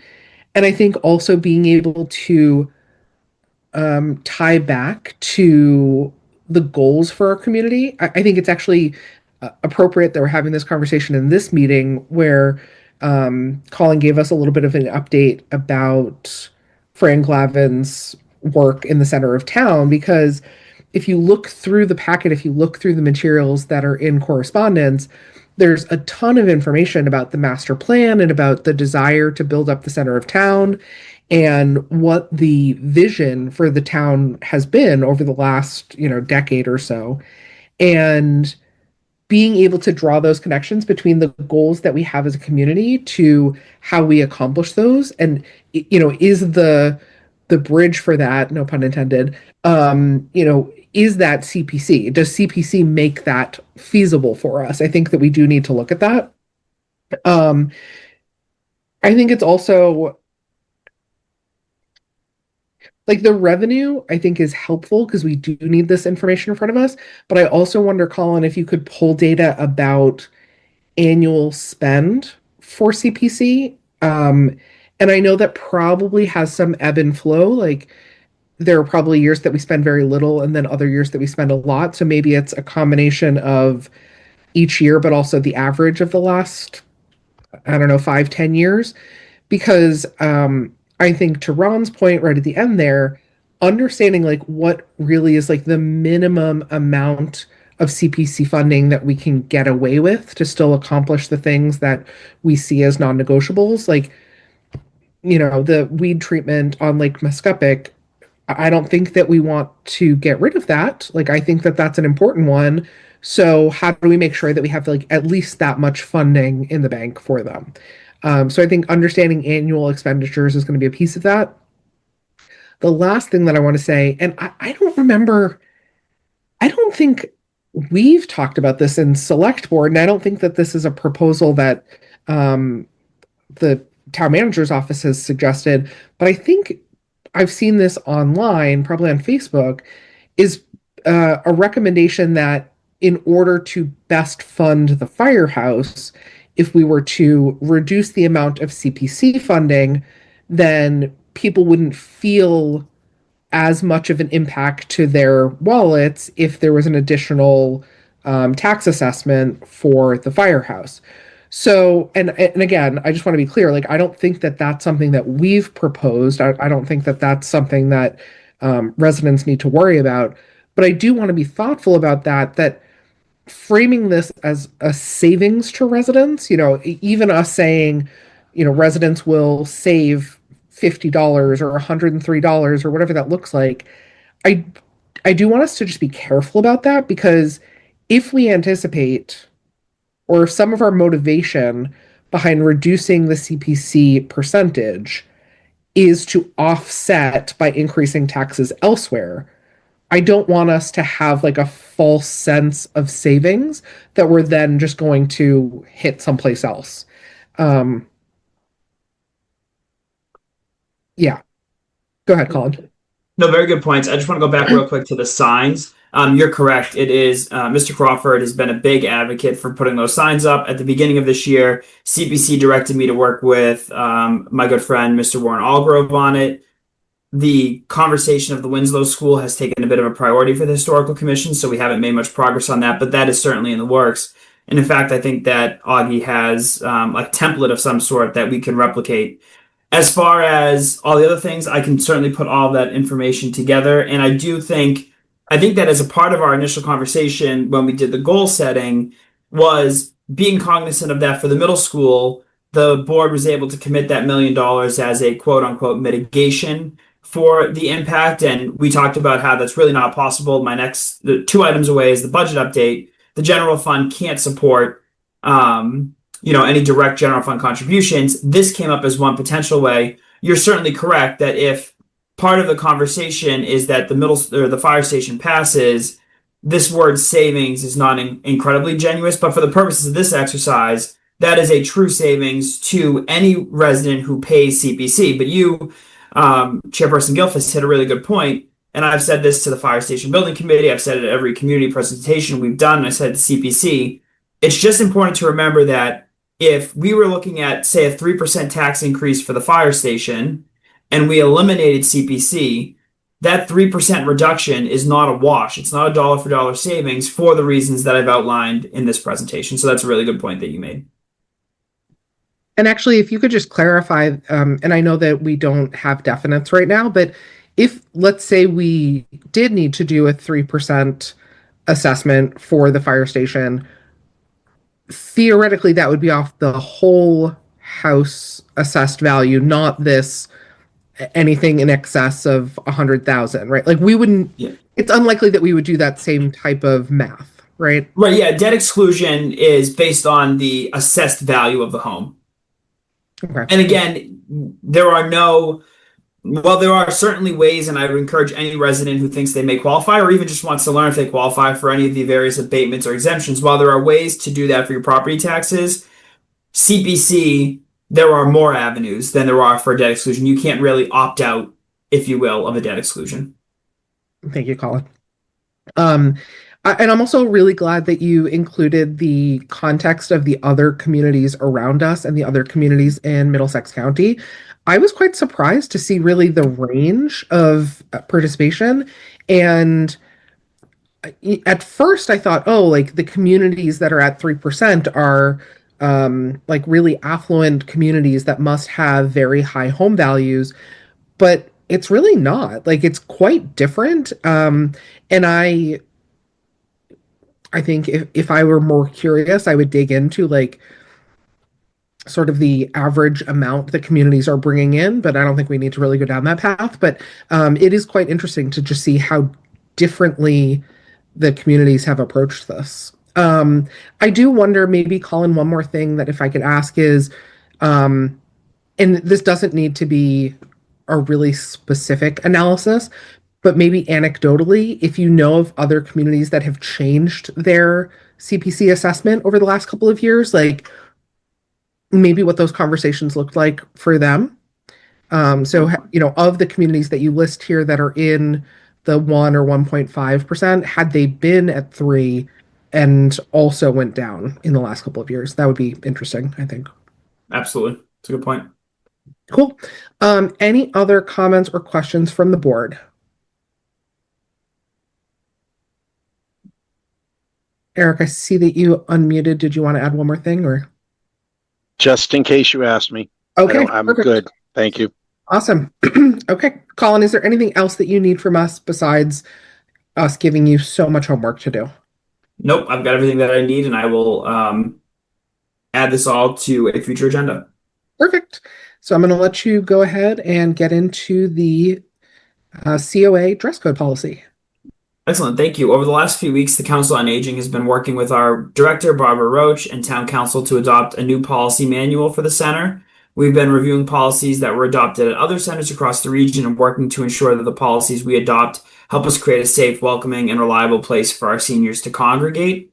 As a part of this work, the Council on Aging met last week and reviewed and unanimously approved for submission to the Select Board a dress code policy that addresses some challenges we've seen in the last year. While work continues on different policies, since this one is finalized and ready to go, we're seeking approval from the Select Board tonight. If you approve it, the dress code policy will be implemented immediately. I envision that the remaining sections of the policy manual will be before the Select Board for consideration in late March or early April. This dress code policy, you're going to read it and say, do we really need to adopt this policy? It is incredibly simple. It matches the policies of our neighboring communities and really just allows us, we have unfortunately encountered circumstances that are addressed in here that because we don't have a written policy, it makes it tough for our staff to address, but the circumstances make it sort of uncomfortable for other folks at the center. So Council has reviewed this, Council is good with it, and again, the Council on Aging recommended that it be adopted by you unanimously. Thank you. Do we want to have discussion before we get into the motion? Select Person Eldridge. I'm fine with what's recommended here. Thank you. Select Person Coughlin. Yeah, no, I'm on the Council on Aging, so I'm definitely fine with this. Thank you. Select Person Cohane. I am fine with this also. Thank you. Certainly, like Colin said, when I read through this, I thought, why are we doing this? I like fundamentally don't agree with having a dress code like this. Like I don't want us to have to do this. But in light of what Colin just said, that there have been incidents, This is a community space and we want it to be welcoming for everyone. And I don't think that anything here in the policy is egregious. Like, this is absolutely what people should be doing out in public anyway. So I am comfortable with this also. So at this time, I will entertain a motion. Chairperson, I move that the Select Board accept and adopt the dress code policy for the Center for Active Living as presented. Second. Thank you. We have a motion and a second. Any further discussion from the group? All right, I'm going to do roll call vote. Select Person Eldridge. In favor. Select Person Coughlin. In favor. Select Person Cohane. In favor. And I am also in favor. This passes 4-0-0.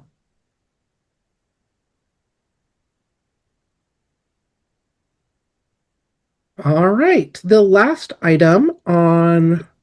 Oh, that was all of new business. Okay, so let's go back to old business now. We're going to start with the continued review of the line item reduction and budget. Excellent. Thank you. I'm going to take I think I erroneously put 2 items under old business, continue review of line item reductions, and then also a budget update. They're really the same items, so I'm going to take them at the same time. As this board is aware, as of February 9th, we're currently projecting a $550,000 deficit in fiscal year 2027. That is a very positive statement because you may remember we started this endeavor at $2 million. So $550,000, that is a result of a decrease in our projected assessment for Greater Lowell Tech, the state aid net increase of $560,000, as well as a health insurance increase to a maximum of 14.4%. which we had originally budgeted 25% for. Additionally, since I last presented to the Select Board, we confirmed our debt service payments for fiscal year 2027, and those came down about $200,000. So that puts us at $550,000. I'm not going to talk about the budget drivers because I've done that everywhere. This next slide, this is just talking about how, unless I'm directed otherwise, I've been working toward finding 40% of the deficit, reflecting what we believe is 60% of the funding generally goes to the schools. The Select Board and the School Committee and the Finance Committee at a meeting in January designated a budget working group. That group has met once. Dr. Flanagan and I and our respective staff have met more frequently. We were supposed to meet as a group tomorrow night, but because of the storm today, I haven't had a chance to meet with Dr. Flanagan, so we're going to be working to reschedule that. But we have made some very positive progress. I think that Select Person Cohane and Eldridge are actively engaged in the conversations. I believe we have a path forward. We're just trying to finalize the mechanisms. But in order to meet our end of the bargain, if you will, we've continued through with this line item reduction presentation. And so based on that $500,000 split, the town's 40% is $220,239. And as you've seen in previous presentations, we've identified a potential line item reduction equaling $438,000. Again, these are potential, and you can see that we still have about $220,000 to play with. At your last meeting, I presented the first half of the budget cuts, although in doing this presentation, it seems like it was far less than half. But some of those accounts you asked me to go back and review. I expect the same this evening, and at your meeting on March 9th, we'll have a better idea of what cuts I'm actually recommending we advance. And you can see that we're in a fortunate position where we have a little bit of wiggle room. So as a reminder, folks, how this worked is we told department heads to go back to the drawing board, eliminate any expenses that they didn't have a contract for. And then in subsequent budget meetings with our finance director and the department head, we added back in expenses that were necessary for the department's operation, but that maybe they didn't have a contract for. And I keep using the example of utilities. You don't have a contract for that. Gas for our vehicles in public works and public safety, you don't have a contract for. And anything else, they had to justify getting back into their budget. And I've demonstrated in previous presentations, and we'll do tonight as well, ways that we can make additional cuts. In reviewing last meeting's presentation, I spent a little bit too much time on lines that really didn't need to be discussed. For instance, office supplies, training, dues and subscriptions. Assistant Town Manager Sean Walsh has undertaken a pretty lengthy project to kind of create uniformity amongst all of our departments based on department size and understanding unique needs. So for the purposes of this presentation, I'm not going to talk about those common expenses. I'm really going to talk about the ones that may have a bigger impact, because at your meeting on the 9th, we'll present our plan for uniformity across all of those different budget lines. And in fairness to department heads, they haven't seen that yet, so I don't want to spend too much time on it this evening. So I guess, Chairperson Gill, if it's all right with you, I will present the ones that may have a bigger impact. And if a select board member wants to flag any of them, I guess just interrupt me and I'll make a note of it like we did last time. Yep, that is good for me. And if folks want to use the raise hand feature that's at the bottom of the Zoom window, I'll keep an eye on it as Colin is going. Perfect. Okay, so DPW, starting with administration, which is also our engineering division. The first is eliminating a line called DPW Engineering Services. You may remember that when we created a DPW, we didn't hire a separate position for the superintendent. We promoted our existing town engineer and merged the two positions. So right now we have an employee who is serving as the DPW superintendent / town engineer. We're very fortunate that that employee is incredibly efficient. And so almost 90% of our projects are designed in-house. That includes, of course, our major roads projects and some of the culvert projects. However, with all of the work that our DPW has done since we've merged and by investing in capital items and training, there's simply too many projects for our DPW superintendent to both design, execute, monitor, close out. So every year we have a budget of about $5,000, dollars that helps us bring on consultants for some of the smaller projects that really just would take too much time to design, but that we can kind of execute in-house. Some of that is smaller culvert replacements, certainly surveys of roads projects. We have to hire a survey company to come out and do the survey. So by eliminating this, we will, one, lose the ability to hire outside engineering services, or we'll shift that cost to a specific project. So, for example, if we got a $150,000 grant to replace a culvert head wall, if our engineer can't design it, because those grants typically come with timelines, we will just include the cost to design it in that project grant, which of course means that the scope of the project will have to be reduced. We are currently designing 100% of our actual roads projects, so that's not going to see an impact. What we will do is shift the cost of conducting the surveys that are necessary into the project budget, whereas right now we have a little bit of a buffer. There are some things, I know I said I wasn't going to talk about office supplies. Hey, Colin. Yes, sir. Flag that one, because sometimes they got to do the surveys before they get the grants and everything else. So I think we should at least leave some money in there for the smaller for some of those projects. Or just go back and ask Jake, again. And I also see that Eric's hand is up. Yeah, I was just going to say the same thing, because I think eliminating it is probably a little much. Is it something that we could reduce just by cut it in half or something like that? It's still material, but I think some of that flexibility, I do worry, and maybe this is a question for you now, Colin, before any review comes up, but are we overworking Jake? Just because when we went down this road, we said that we were going to consolidate everything under the superintendent and that Jake was still going to handle some engineering types of activities. I worry because the DPW is doing more and more. We're putting more on them. Are we at the point where he's maxed out on some of these things? And, we might need to look at how we better deal with some of those services. Yeah, I think that the short-term answer is that we're very fortunate. Jake is an incredibly hard worker. He's very efficient, and we've been able to leverage some of the skills of like our senior highway foreman. But the reality is, we are not doing as much as we could do because of a lack of staff capacity. And that's both on the laborer side. The DPW likes to remind me that they've been down a laborer since 1999. But certainly, one of the big things that we're trying to accomplish is not reimagining, but really getting a better grasp on our cemeteries. We've talked in previous conversations, and there's a slide coming up about how we're running out of space to sell plots. So those have, expansions have to be designed. That was something that largely relied on volunteers beforehand. That's now within the town. And so there's a lot of things that we would like to do that would be great for the residents and great for the users of these services that we cannot do today because we don't have, say, a staff engineer position. Again, though, like most of our departments, we're all cognizant of the financial circumstances that we're in. So I'm confident we can continue to make do for the next few years, but certainly there will come a time where a budget presentation is going to include a new position for a staff engineer simply because you're right, we're getting to a point where there's more that we can do. And our DPW staff, we talked about them building a dump truck for us. Like there's a lot that they want to do beyond filling potholes, replacing mailboxes, and plowing that until we have the capacity to design the projects on a grander scale, we're not able to do. Thank you, Colin. While we're stopped here, Select Person Coughlin, is there anything else that you'd want to add there? Okay, great. Thank you, Colin.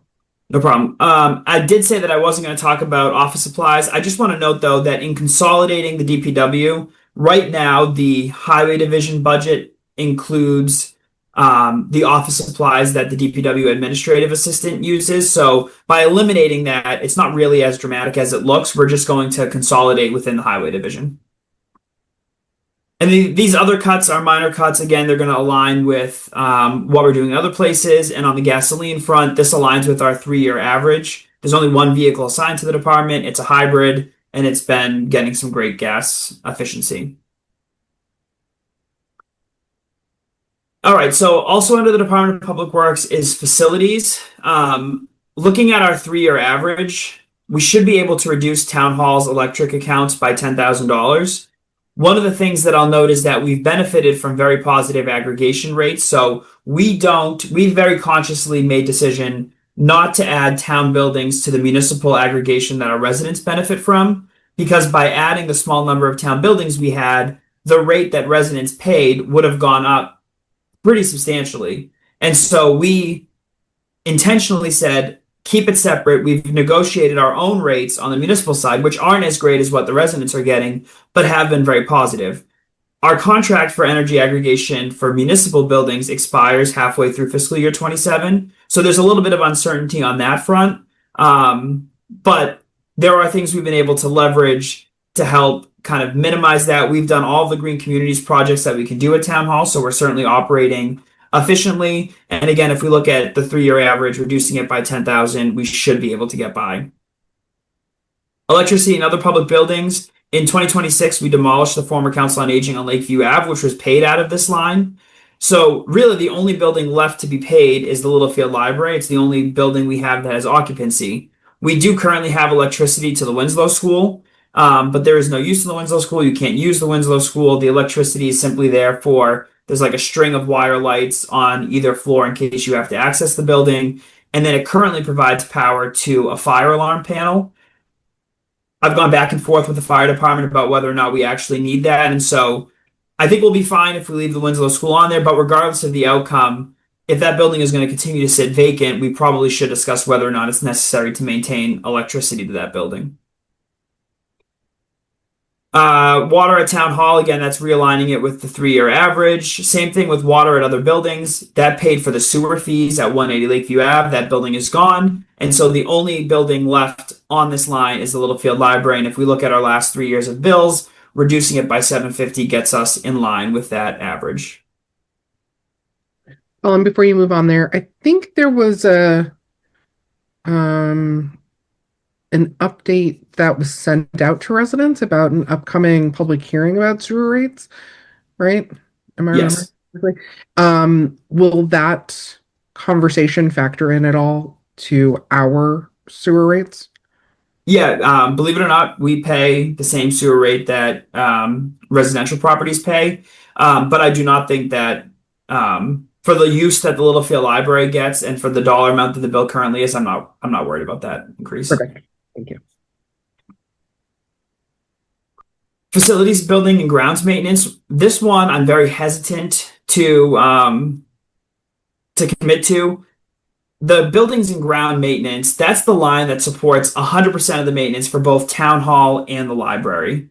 And I see Mr. Cohane, him and I have spoken about this on numerous occasions, so I'm going to add that to the list of held accounts. Yeah, so simply because every year we spend it or overspend it, and we have to maintain our buildings. I mean, this as soon as I saw this one, I was like, this is a red, definitely something we need to make sure that we have money to maintain our buildings. Thank you, Select Person Coy. The next one is telephone. That pays for the phone system at Town Hall, digital faxes, a fax machine at the library, as well as the handful of town-issued cell phones that are given to what we've deemed essential personnel. It also supports the maintenance of the phone network. And so anytime we have to replace a phone because it's been broken or whatnot, it comes out of this line. I had our IT department run an inventory, and we've replaced all of the oldest phones. We replaced a handful of them in fiscal year 26. Looking at our replacement schedule, looking at what we've done in the years past, I'm confident we can get by a year without that $1,000. So I'm not super concerned about this one. The phone bill is a fixed dollar amount. We have one of those internet phone systems, so it's not like we're paying per minute. So all things considered, assuming we don't have to replace a heck of a lot of phones, we should be fine there. Office supplies, reduced that by $1,000. This was a shared office supply line for Town Hall. This really buys the paper for copiers, supplies for typing is not my strong suit, the postage machine, paper products for the break room. It also includes toner. We have 3 copiers in Town Hall. All of the toner is paid for out of this line. One of the things that I'm actively looking at changing is the number of copiers that we have throughout Town Hall. We are on a separate lease than the library is on, but we use similar machines. One of the things that I've been actively talking to our library director, Catherine Growney, about, and our IT director, is whether or not, instead of having 3 machines on the Town Hall side, reducing that to 2 machines on the Town Hall side and putting this 3rd machine in the library, which would have some cost savings for both of us. The library pays for their own copier lease. So we've done the research necessary. We're looking at that as a part of our renewal, and certainly reducing this by $1,000 would be helped if we did that. Facility, building, and equipment supplies, reduced that by $3,000. One of the benefits of not just our DPW but our current facilities staff is that they're incredibly handy. And Sean Keegan, who's our senior maintenance craftsman, he's handled a lot of the maintenance in Town Hall that we previously would have farmed out. There's a bit of a trade-off. We save money on labor, which is the biggest part, but there's equipment that we have to replace in order for him to do that. And I should note that he does this not just here at Town Hall, but in all of our different buildings. So talking to DPW, looking at what equipment is available in the DPW, reducing this by $3,000 won't be the end of the world. Again, as I've said with every line, any reduction we make this year will just make it that much more difficult in subsequent years to increase. But since we've already flagged the buildings and grounds maintenance account, I think that we can make do along the line there. Moving along to the highway division. The building and grounds maintenance, we reduced that by $6,500. That won't be a problem. That $6,500, so, well, excuse me, let me refresh. From a standard operating approach, that would be in line with their current building and grounds budget. The fiscal year 27 budget included an additional $6,000 to replace windows. We spent a substantial amount of money from an earmark, I think close to $100,000, renovating the office space and the break room and the bathrooms. And there's a lot of things that we did that improved the flow of the building, the cosmetic approach of the building. It makes it a much better place to work. One of the things we didn't do is deal with the windows, which in many cases are original to the building. They need to be replaced. They're kind of in that weird limbo between in this case, $6,000, they're far too cheap to be considered by capital. So the original thought was that we would add it to the operating budget and we would see, we're going to be heating and cooling more efficient because these are new windows. But certainly that can wait a year to support our budget initiatives here. This doesn't necessarily impact their ability to maintain the day-to-day of the highway building. Building equipment supplies reduced by $1,000. This purchases maintenance equipment for the DPW building. It also includes the physical grounds of the DPW, which includes the gas pumps. Those gas pumps are sort of under the responsibility of the DPW, though they're utilized by every town department that has vehicles, including school buses. Every individual department, including the buses, pays fuel usage, so the DPW isn't paying for the fuel. But when those pumps need to be fixed or addressed or inspected, that comes out of the DPW's budget.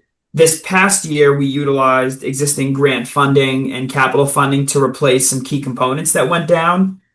So knock on wood, we should be in a decent place, but that line kind of is a cross-department supporting item. We also reduced the police detail expense by $1,500. That line, as similar to sewer, the town also pays for police details for municipal projects. So anytime that the DPW is doing work that requires a police detail, we would use this line. By reducing it, we'll simply shift the burden of paying details to the project budgets. In our largest projects, like roads projects, we're already including police details, so we wouldn't tap into this line for a road repaving project. But if the DPW was going to do some culvert repairs, we would have to, shift it to that. We still left some money in here, which will cover the unexpected things if a roadway floods and we have to hire a detail. There's always a friendly back and forth between the police department and the highway department about who's actually responsible. So this one is not catastrophic.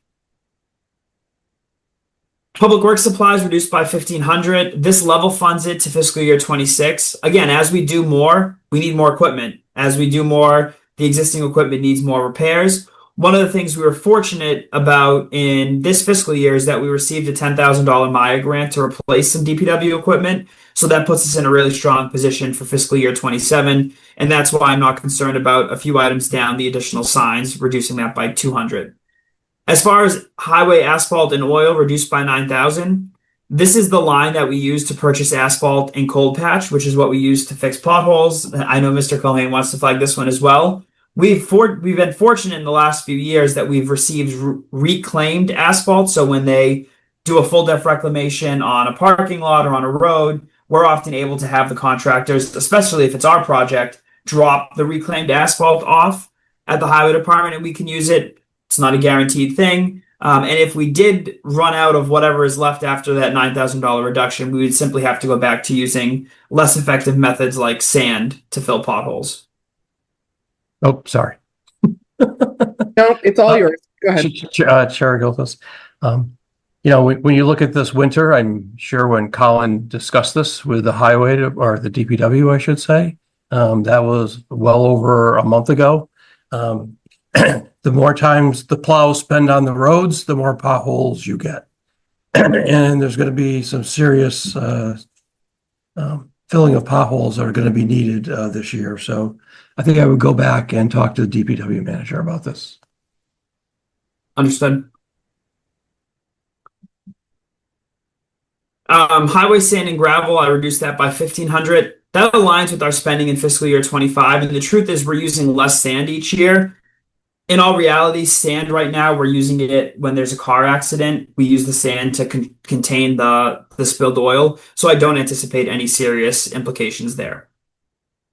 Moving on to the Department of... yep. It's not salt like snow management. It's sand for, like you said, accidents and leaks. Correct. Okay, thank you.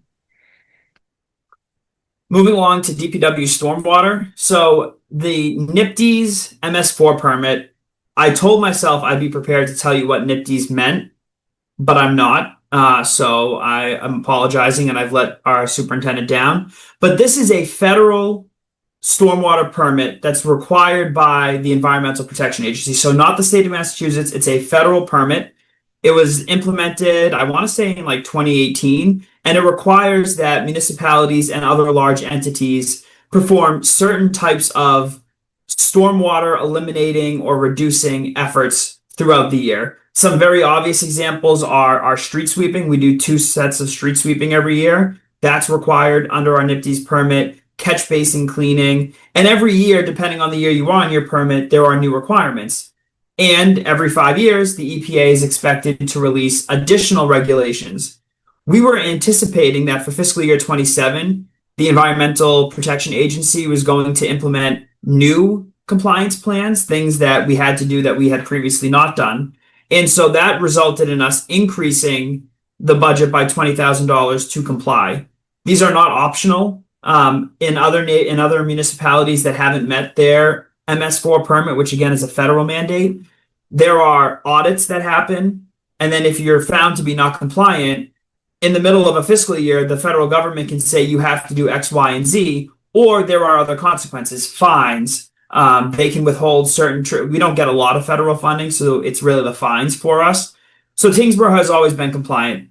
The point here is that by reducing it by $20,000, we're simply going to be able to maintain the current requirements. There's no indication that the EPA is going to release their new regulations ahead of fiscal year 27 because they would have engaged in a lengthy public comment period. So I'm not really worried about it. And the voices in my ear are telling me that it's the National Pollutant Elimination System, NPDES. Thank you, Roni.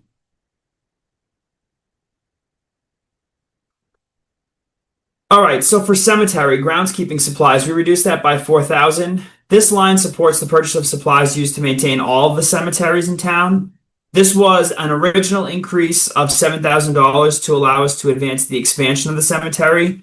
We're currently projected to run out of graves to sell in the next 2 years based on historical data. And what I mean by graves to sell is that we only sell a grave once it's accessible because unfortunately in that business, you never know when the grave is going to be needed. So there is plenty of land, particularly at our cemetery on Fletcher, to expand, but until we're able to design it, survey it, and then construct the new roadways, we can't sell it. So at this rate, we would sell out of plots in the next 2 years. The $7,000 would have been the first step to help us begin the expansion. And I see my friend Mr. Cohane has his hand raised, so I will flag that one. Yes. We've known we've needed to do this for a long time. Now we finally have a plan to put this in place. And as you said, we are running out of plots pretty quickly here. I would love to see this still happen if we can. Understood. Repair maintenance vehicles. This one I'm not incredibly worried about. Again, with the creation of the DPW, we've been sharing resources, we've been sharing staff, and so by eliminating or reducing this by $1,000, we'll just rely on some of the expertise of our DPW staff, they've been incredible. So that's not one I'm worried about. Other supplies, we reduced that by $2,500.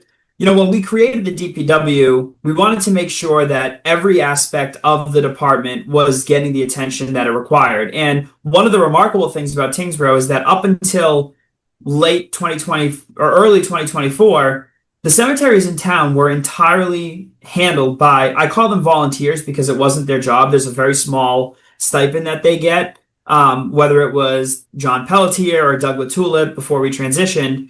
And so they did literally everything. They did the burials, they coordinated selling plots, and with very little resources, they maintained the cemetery. We felt that by creating, making it a division of the Department of Public Works, since we can share resources and staff, we really had a responsibility to go in and modernize the cemetery. Our town clerk has spent a lot of time digitizing records. You can buy plots online now. We have a better handle on plots that are available for sale and so on. So in fiscal year 25, which was the first year of the DPW managing the cemetery, we used this line quite a bit to refresh the cemetery, replace signs that weren't done or that were aging, things to really make it a more professional place. And again, this is not a knock on the hard work of volunteers before, but they were relying on literally themselves and maybe one or two laborers. So by reducing it, it's going to make replacement of things like signage, trash barrels, and other miscellaneous equipment difficult, but it wouldn't necessarily impede our operations. And I see Mr. Cohane.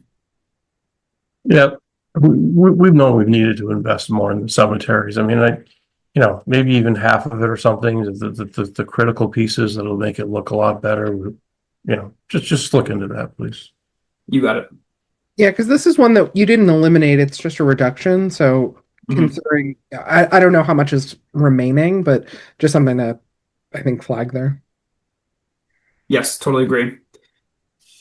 All right. Building equipment supplies. This is eliminated. When I say building, they've got a garage on the site. It's not open to the public. And again, we can use our existing maintenance staff to address. So this $200 reduction is not really going to represent much of an impact. The last DPW account is forestry. I want to note that although we consider forestry part of DPW, Tyngsborough still has an elected tree warden. So before we made any cuts here, I'd want to talk to our tree warden about it. But this $19,000 is a reduction in a new proposal. So we never had this $19,000 in there, but the goal this year, working with our DPW superintendent and our tree warden, was to develop a tree clearing plan for areas in town with the most complaints about dead or dying trees. That would allow us to get ahead of the removal of those trees. Without it, we will continue to operate the way we have for the last 25, 30 years, which is to address problem trees as they're reported to us. And we've already started looking at potential grants. That's actually how we discovered the Cooling Corridor grant that may help us develop a comprehensive plan for removing trees that maybe aren't necessarily a critical issue now, but that we want to get ahead of so that they don't become a problem. We talk about utilities, any trees that are in the wires or threatening the wires, we would defer to National Grid. This is much more street trees that may come down on a roadway or impact other public infrastructure. So it's not necessarily a reduction in what the forestry folks can do. It's just a reduction in what we had hoped to accomplish for next year.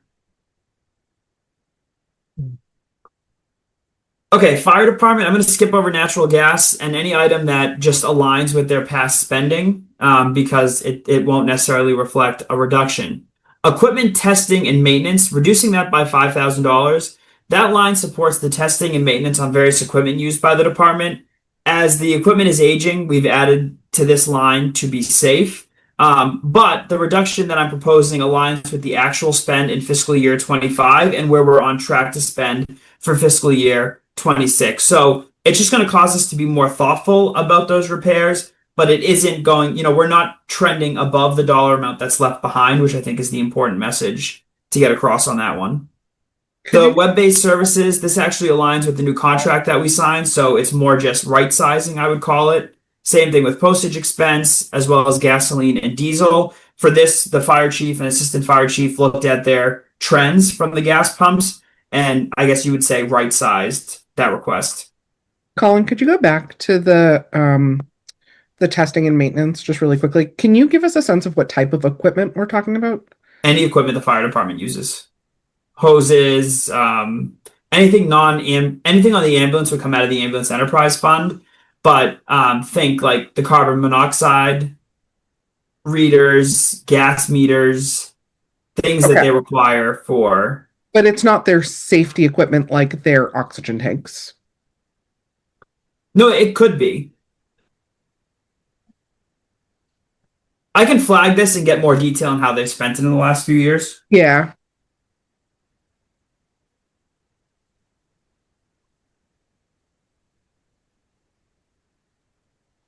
All right. Fire uniforms reduced by $3,000. So there's two things to this. First, we are in the last year of an existing grant to purchase fire scene uniforms for new employees. So that's a big win. We have a responsibility to provide, and when I say uniforms, we're talking about the fire uniforms they wear in a fire. We're not talking about polos or t-shirts. This is the fire coat, the fire pants, and the boots. It is the department's goal, and it's certainly a best effort or a best practice for every firefighter to have two pairs of equipment. Because if you're on duty, you respond to a fire, you're not out of service now for the rest of your shift. When the fire's over, you come back to the station and you've got to wash your gear. Ideally, you would have another pair of gear ready to go. For fiscal year 27, we're confident there'll be no impact because we're in that last year of a grant that helps us accomplish the goal. But it's something that we want to be mindful of moving forward, again, just to get us to the best practices. The fire chief can talk about this far better than I can. They've done a lot of work to get to this point, and actually when we met, he pointed out the number of members that were still shy of those two pieces of equipment. But this reduction, again, so long as we have the SAFER grant, which we do for at least one more fiscal year, isn't going to impede that because we'll be able to buy new uniforms for new members using the grant. Fire travel expense. I've eliminated it in this potential cut simply because that line has not been used over the last 3 years. However, it is the line that we would use to reimburse members of fire department administration if they were to attend a conference or out-of-town training. My understanding is on the fire service, there's just not as many of these, so I'm not really worried about this implication. In fact, in the fire union contract, I'm not even sure that there's language about travel reimbursement. Our current fire chief participates in a lot of local training. He's part of the regional fire chiefs group. Certainly, if when he retires, that may be something we want to revisit, but this shouldn't have an operational impact. Again, dues and subscriptions, we're going to realign that for everybody. Fire equipment replacement. This actually aligns with prior year spends and our current year projections. So in many ways, this is a right sizing. Limiting it, however, means that one of the challenges here is that I can't tell you, nor can the chief, what equipment is going to go bye-bye this year or next year. We're not eliminating it, so we're still leaving a cushion, and it's right sizing with prior years. This is honestly a challenge everywhere, figuring out how much you should put in equipment replacement because it's hard to say what will break when. The good thing is, because we have multiple engines, a lot of our equipment are duplicates. So our core responding folks can take it from a different engine if they need to. That's not the best way to operate, but it would not be catastrophic. Under personnel, conferences and training, we've reduced that by $450,000 again, or $450. Again, that's kind of right sizing it with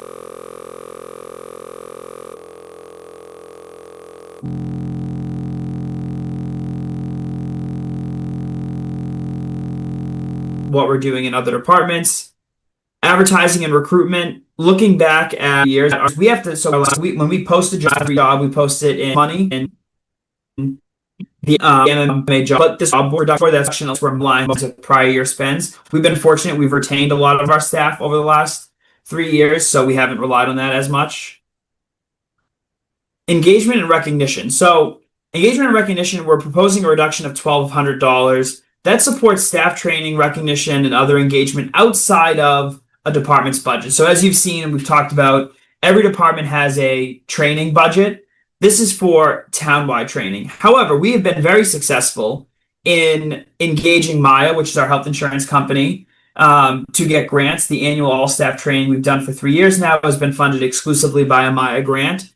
But there are certain other areas where we would like to do training, engagement, and recognition. And while we didn't completely eliminate this, certainly we didn't have an abundance of money in here. And, I just want to say that obviously, if we're talking about cutting core services, the first thing that we would eliminate is what, this is kind of a nice to have. But I will also say that it does go a long way to do employee engagement, employee appreciation, and training, because then we can keep the staff we currently have. And as we've all seen, when staff leave, we pay more for interim positions, and then we pay more for new hires. And I do see that Chairperson Gilfis has their hand up, so I assume this is a flag for this one.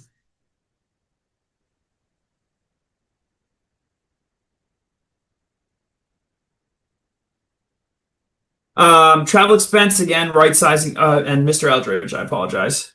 Hey, Colin, and I just did it because there was a break in the action.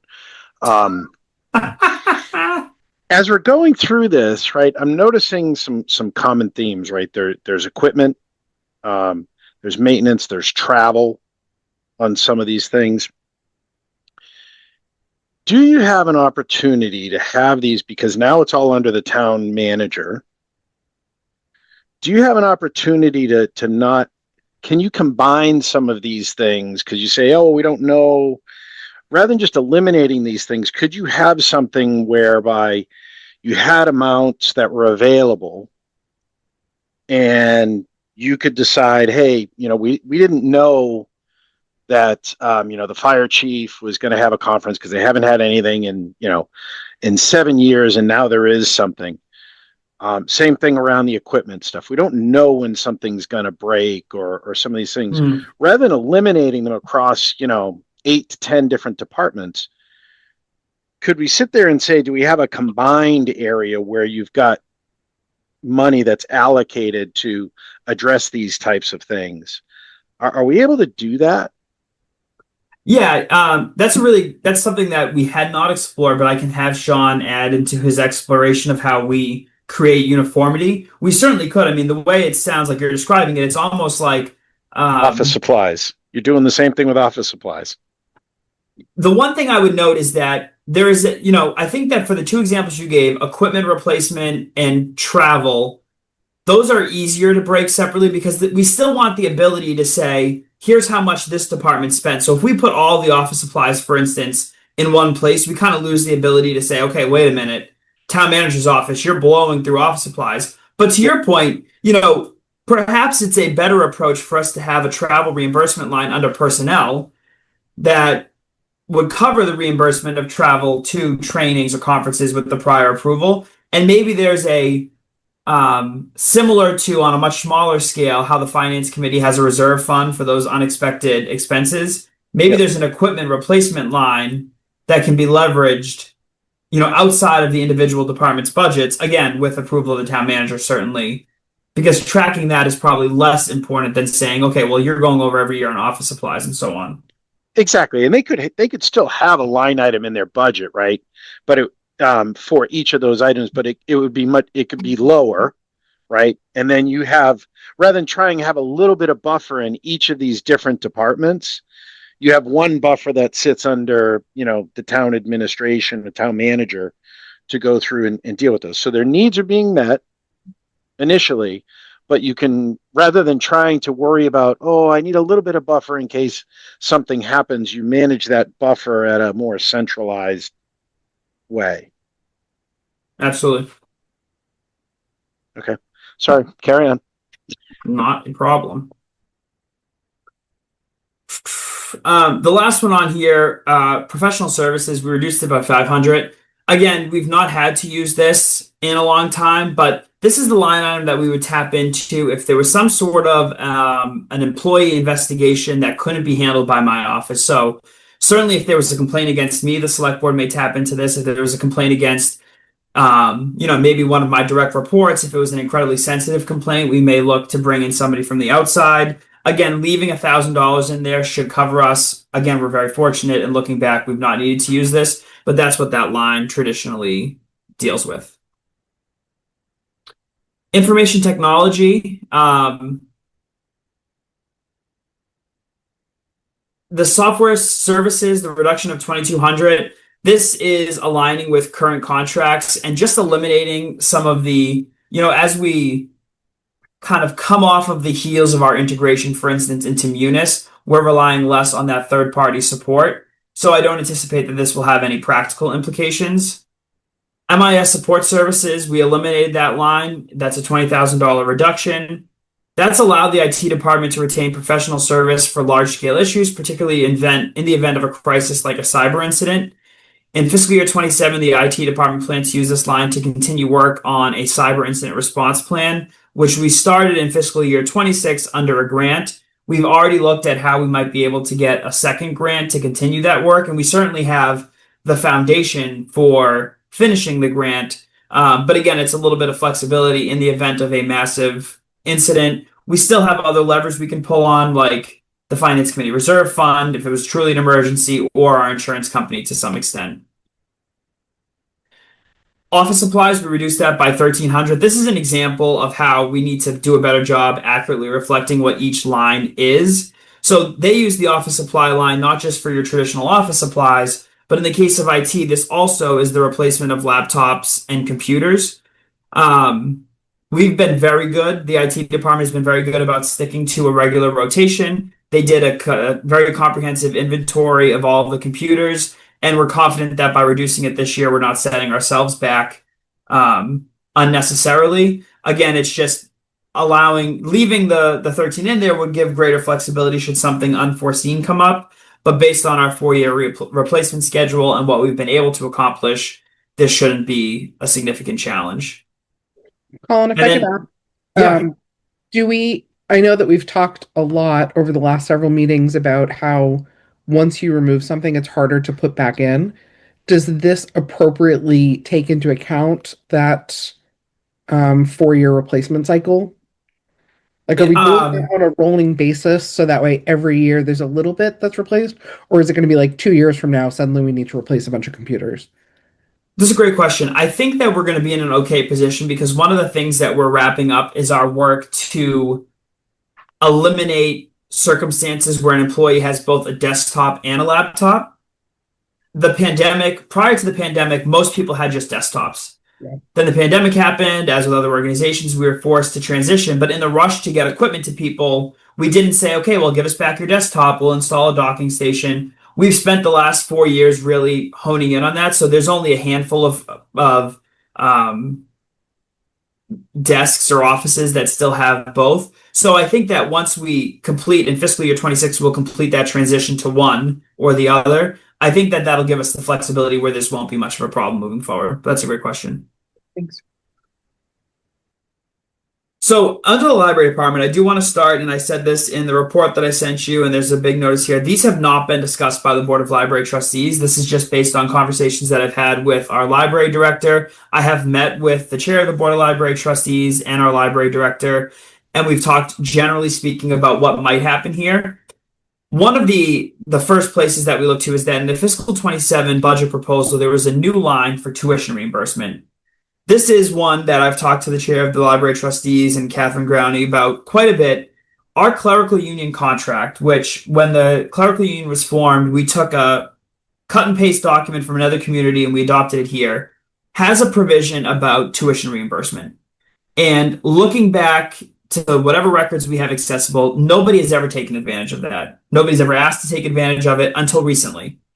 And of the recent requests, all of the inquiries came from staff within the library department. One of the things that Catherine Growney can talk best about is that as you climb higher in the library hierarchy, many of those positions require master's degrees. And so if you're an employee starting at an entry-level library position, there's a huge advantage to being able to be reimbursed for tuition expenses, which certainly help us as an organization, but professionally help you set yourself up in the future. So nobody's budget, including the library for this fiscal year, has a substantial budget to do tuition reimbursement. We certainly reimburse folks for taking the courses they need to maintain certifications that are required, but outright tuition reimbursement is not something we've contemplated. In their fiscal year 27 budget proposal, there was a new line item for $10,000 that would fund that. This eliminates it. It aligns it with every other municipal department. And one of the things that I've said to the chair of the library trustees and to our library director is that in the next contract negotiation with the clerical union, we're just going to have to do a better job clarifying when this would apply. And to be totally transparent, the contract says that it's subject to appropriation. So by eliminating this, we're not taking away a benefit somebody's otherwise entitled to. There's always been that language that says it's subject to appropriation. And for whatever reason, again, I mean, I've admitted that I never even thought about it until it became a conversation on the library side because we've simply not seen an interest in using it. These other two items, this represents level funding to fiscal year 26 levels. So we've talked before, when I took over and did my first budget in a meeting with the chair of the trustees and the library director, we talked about putting in a very serious effort to get us to the 16% contribution that we should be at. We've gotten there by leveraging other sources like state funding and donations from the Friends of the Library, but we really should be at that 16% strictly from a municipal budget perspective. And so we were on a 5-year plan to get there. The practical impact of us level funding to fiscal year 26 levels is that that 5-year plan will now become a 6-year plan because we're stepping back one level, and they will have to continue to fund the difference using donations or state aid. And I see Mr. Eldridge's hand is up. Yeah, I think for me, that's a big step backward for $3,000. I think that we were behind. We continue to be behind, and now we're going to be even further behind. And I think that for the savings that there is, I think that I would rather see us with savings in other areas rather than the library books and materials. I think you can be surgical with your cuts. I think this one just it feels too deep. So explain to me why. If you were to sit there and say, no, we're still well down the path, I just think that we were already behind, and taking that from 5 years to 6 years just feels like it's not the right direction. Understood. And like I said at the beginning of the presentation, we have a little wiggle room, so certainly I've flagged those two accounts. And we'll have some hard discussions when we get to because we'll go through the wiggle room in no time. So we'll have some difficult decisions, but I just don't think that this one doesn't pass my sniff test.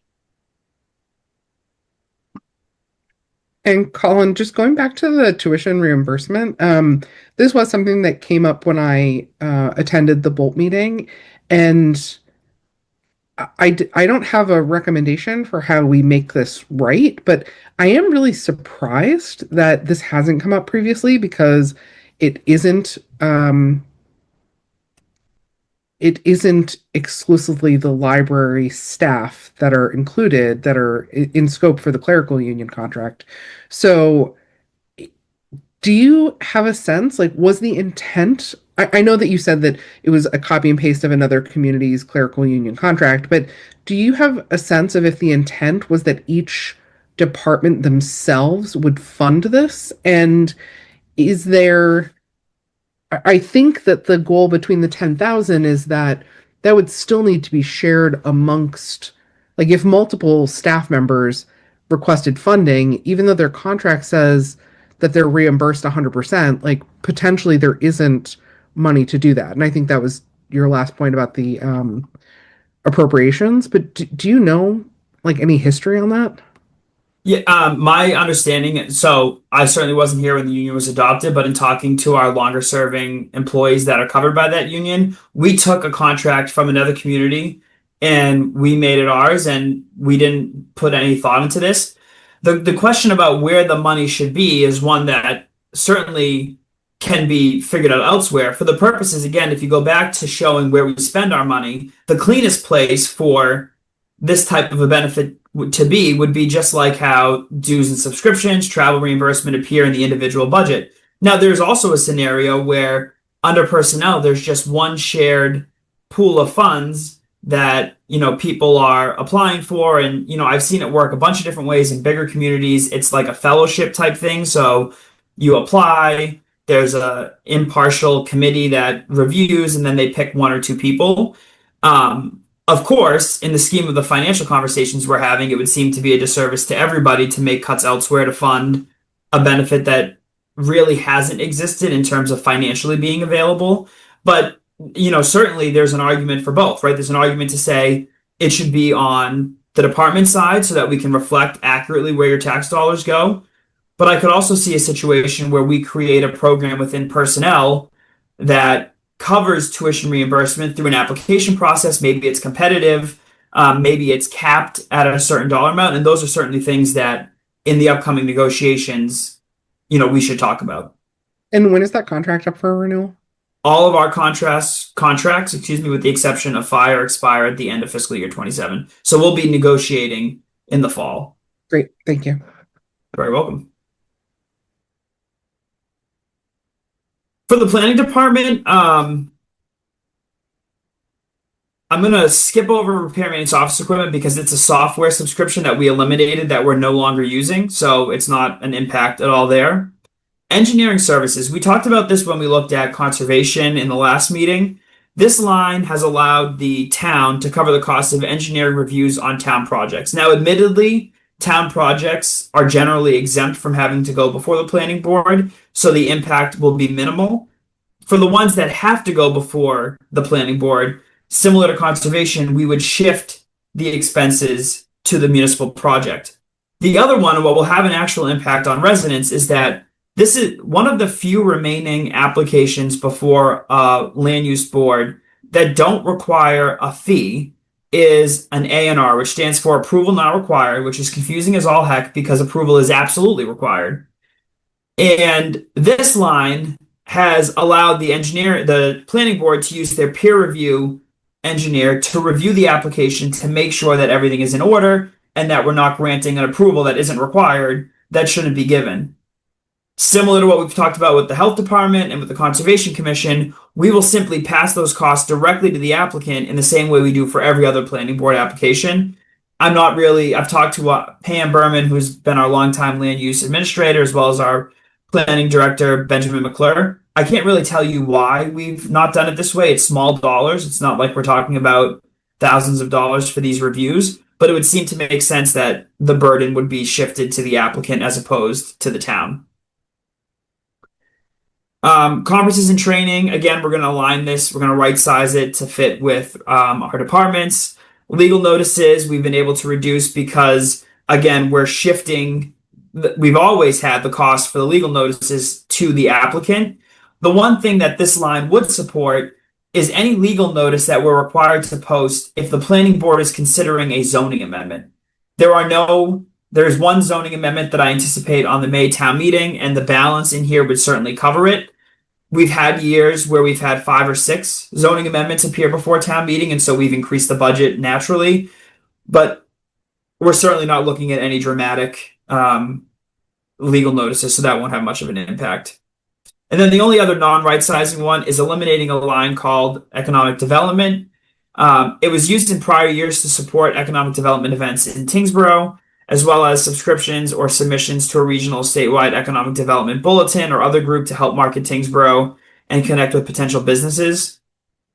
It does not include our membership to the Middlesex 3 Coalition, which is our regional economic development group. For whatever reason, that's traditionally been under your budget. But this $3,000, I think, has been leveraged in the past for the town to be able to host targeted economic development events. We'll simply look elsewhere for the funding or apply for some of the economic development grants that exist. The zoning department, those are just right sizing costs, so I will flash over them. Moving right along to police department, the police professional services, we've reduced that line by $8,500. That would have supported the town hiring an outside firm for internal affairs investigations. We haven't drained that account, so there's still money to do that if necessary, although we've been fortunate and not needed to. But what it will do is we were expecting a possible promotional process in fiscal year 27. And in many municipalities, you would do that promotional process by bringing in an outside firm. We only have 2 lieutenants in Tyngsborough and 1 chief. We don't have a deputy chief. So given the small size of our department, bringing in an outside firm to conduct the process can have its benefits. Simply eliminating this money, we can do the process inside. Our union contract has very clear guidelines for how someone gets promoted. So you're not going to see an operational impact. It would just set us back a little bit from best practices. Leased cruisers. The fiscal year 27 budget proposal from the police department sought to replace 2 cruisers. And as you may know, we have traditionally replaced cruisers starting, I think, in 2017 in the operating budget because they were assets that we knew needed to be replaced on a fixed schedule. So we do this financing mechanism where we lease to own them. I've eliminated the $60,000. I think that our oldest frontline cruiser is a 2022. I've talked to this board about my interest in making sure that we're not over investing in vehicles. And so I'm confident, and the chief is confident, this won't have an operational impact. This has forced us to have the conversation about whether or not continuing to do this replacement in the operating budget makes the most sense.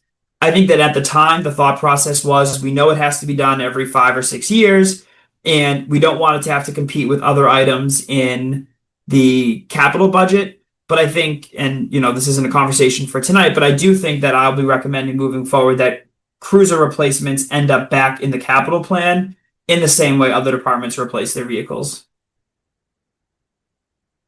In communications, we've reduced the overtime pay by $25,000. That's based on current year trends. The positive thing is, as you may remember, at the beginning of this fiscal year or end of last fiscal year, I changed a part-time dispatcher position to a full-time position in hopes that it would reduce our reliance on overtime. And knock on wood, so far it has headed in that direction. So by reducing this by $25,000, it's going to align with our current projected spend. Now, again, I've got to be transparent here. There are things you cannot plan for: sudden departures, FMLA, people becoming sick and having to use their time. But by adding that 8th full-time dispatcher, people have fixed schedules, so we're not relying on part-time help, which has been harder to find, thus forcing us into paying high overtime rates. The other thing I would note here is that fiscal year 26, the one we're currently in, was the last year of our console payments. That was the new consoles that we replaced in dispatch. And we had been relying on our state PSAP grant to cover the cost of the consoles, whereas in years prior, that had helped mitigate our overtime costs. So when you add in the availability of the grant to help with overtime and our switch to 8 full-time dispatchers, we're confident that this $25,000 reduction will suffice for our purposes. All right, here's a big ticket item. Recreation, building and grounds maintenance. We've reduced that by $18,000. This line supports the maintenance of the Ironwood Clubhouse, as well as we still have the 120 Westford Road building in the town's possession. We are, of course, spending very minimal amounts of money on 120 Westford Road, but there are certain things that we still have to do. We have to have the fire suppression system inspected, the fire alarm system inspected. We have to do these basic things to maintain our occupancy permits. Ironwood is still new, so we probably don't have very many large expenses coming up over there. But eventually we will want to rebuild this account because as Ironwood gets more use, that building is going to require more maintenance. Bicentennial Fields, we've reduced by $25,000. I had originally held off on reducing this because you may remember that we didn't yet get a full season of our new watering solution. So I can't say with 100% certainty that the solution is working the way we want. We know in the period of time it was running, it did work. So by reducing this by $25,000, we're still leaving, I think, $20,000 in that budget, which should cover any unexpected gap if we have a particularly dry season and the brook isn't enough to rely on. We have to switch to municipal water. This should help us. But in a worst case scenario, if for some reason we blew through that, there is a world where, unless we were able to identify other funding sources, we simply would not be able to water Bicentennial. Rec field maintenance. This would limit our ability to maintain all of our fields in... Select Person Coughlin.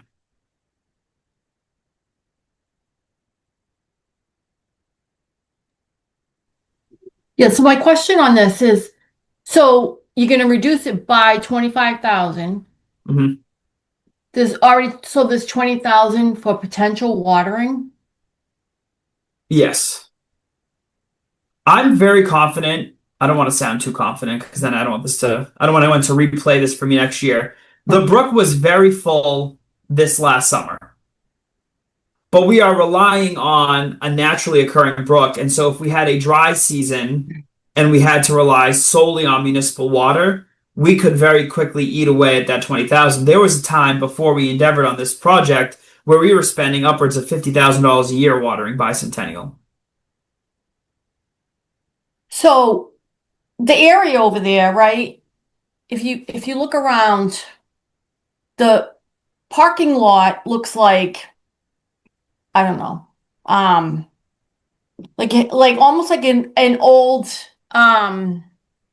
with all the cracks and there's grass going through and then all around there's fields, now Bicentennial Fields, but it looks like a dust bowl anyways because that doesn't get watered. And so this is like really the only green space over there. So I'm concerned that will end up looking like a dust bowl as well. So I can flag this one and then maybe I can talk to our engineer about if there's some sort of historic flow or something we can look at to give us more confidence that a smaller budget will help. But I can certainly flag this one and get more information for your next meeting. Thank you. Chairperson, so the reason we invested the money into the watering system was so that we could reduce the amount that we put into the budget for Bicentennial. We're not going to reduce the watering. In fact, we've changed the watering so that it's more optimized. They're leveraging smart watering so that it's not the sprinklers when you drive by and it's raining and the sprinklers aren't on. So we were spending a lot of money on using potable water, and that's what that line item is for is if the brook runs dry, it's one of those situations where the system fails over to using drinking water, which we don't want to do. We don't want to use drinking water to water our fields. So it's not like we're watering less. It just means that the failover and adjustment to this, normally you'd sit there and say, okay, we'll keep the same money allocated as we have been until we're sure that we get a full season. But this should be in a situation where you're not going to tap into that. I'll be honest with you. If we have to put in even $20,000 worth of watering at Bicentennial, I question whether that's, what we should be doing anyway.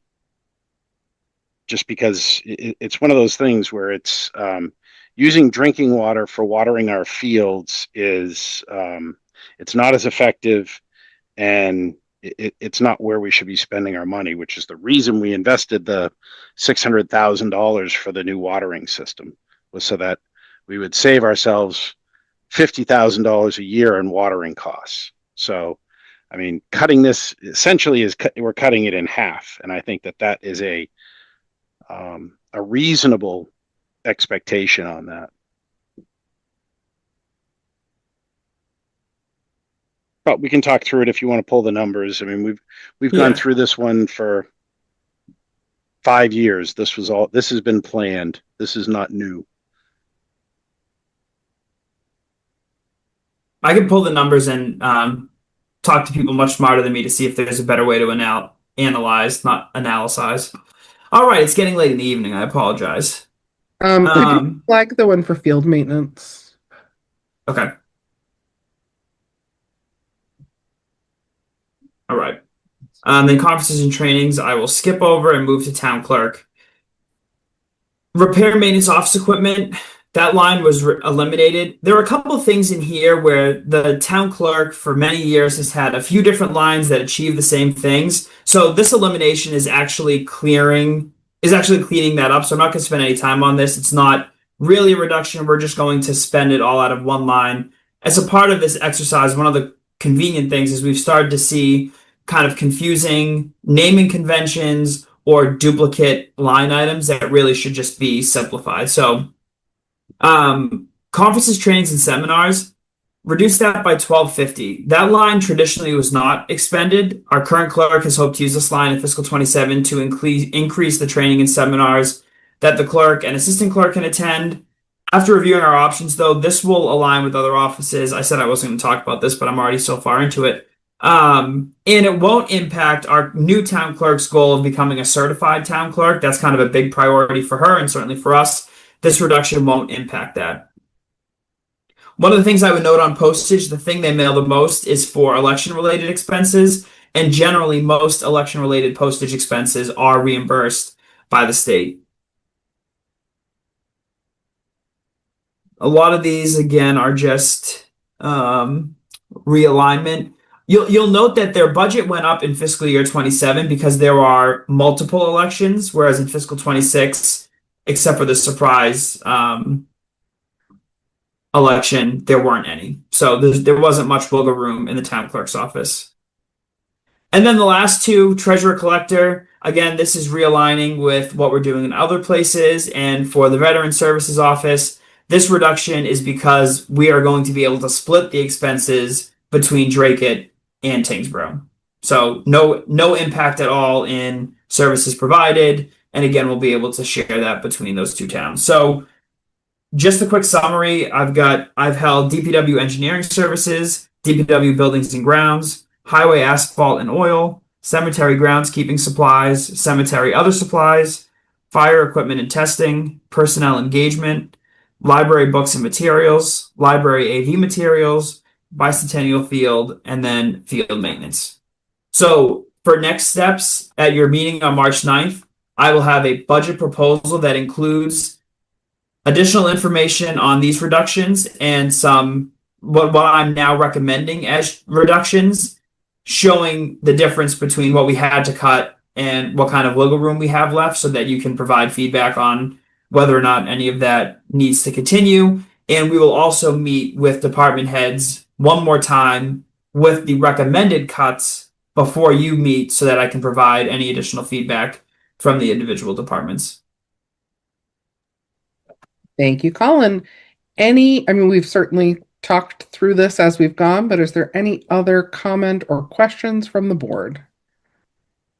The only other thing, Chairperson, relative to this item, I really wanted to thank Colin and Sean for going through this process. I've heard from quite a few residents who have been following this. There are people that actually follow budget stuff. It's funny. And they were very appreciative of the level of detail that we're going through in this process. Just because, I'm sure when we looked at it, right, Colin was looking at first it was $2 million, and you sit there and say, there's no way we're going to find $2 million. And then, things start to whittle away. And before you know it, there's a bunch of these things that are $600 and $3,000 at a clip that add up.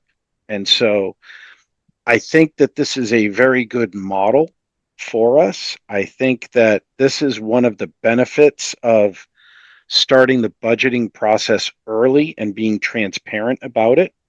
I know that I always talk about it. This is the sausage that we're making, and some people don't like how sausage is made, but it's important for residents to understand that there's a lot that goes into it. We have to come up with a balanced budget. There's a lot of moving parts. There's a lot of things that are unknown. However, going through and being thoughtful about saying, listen, there's nothing on the table that we're not willing to look at and sit there and say, are there savings? And are there efficiencies? It's not just savings, right? Sometimes it's a matter of combining things and looking at it differently so that you're still providing all the same items, but you're not you're just doing it in a more efficient manner. So I appreciate all the efforts. I know there was a lot that went into this, and I know that I appreciate it, and the board appreciates it. But I have heard from other people who said this is, a very good exercise and helps them understand exactly how that big number. There are some people that are going to go to town meeting, and we're going to argue about things that are relatively minor, and we're going to breeze through a $50 million budget approval. So it's good that we're going through these types of things for those people who say that we need to be fiscally responsible and look at these types of items. So that I just want to say thanks for doing that. I think it's a very valuable exercise. You got it. Thank you, Select Person Eldridge. Any other comments or questions, Select Person Coughlin or Cohen? Okay. Thank you, Colin. And last but certainly not least, it's time for Select Board reports. Before I hand off to Select Person Eldridge, I do just want to mention that in the time that we've been in this meeting, there has been an announcement that there will be no school tomorrow at Tyngsborough Public Schools, at Greater Lowell Tech, and Innovation Academy. So all the Tyngsborough kids will be home again tomorrow. A very long February vacation indeed. Select Person Eldridge, your report. Boo, you should go to school. No, just kidding. But Colin, we're still having trash pickup tomorrow, right? I know that's the one Yes. that I'm going to hear about online. I'm sure. Trash pickup. Yes, we're having trash tomorrow. pickup. Get your stuff. Don't put it out before 6:30 though. Get out there at 6:30 because the plows are still working. I can hear them. I have no other update. Thank you. Thank you, sir. Select Person Coughlin. I have no update. Thank you. Select Person Cohen. Nothing tonight. Oh my goodness. And I have nothing except kudos for the team. Thank you for all of your hard work, maintaining the town, the roads, keeping everyone safe. Thank you, Colin, for the updates along the way, the reverse 911s. Everything's been really tremendously handled. So thank you. Thank you. All right. Well, thanks for making this meeting happen on Zoom. Our next meeting will be Monday, March 9th, and I hope that the snow is gone by then. Knock on everything that we will be in person by March. And we don't have any topics for executive session. So at this time, I would like to take a motion. I would like to make a motion to adjourn. Second. Perfect. Roll call vote. Select person Eldridge. In favor. Select person Coughlin. In favor. Select person Cohane. In favor. And I am also in favor. That carries 4-0-0. Thank you, everyone. Thanks, everybody. Thank you. Good night. Good night, Thanks. everybody.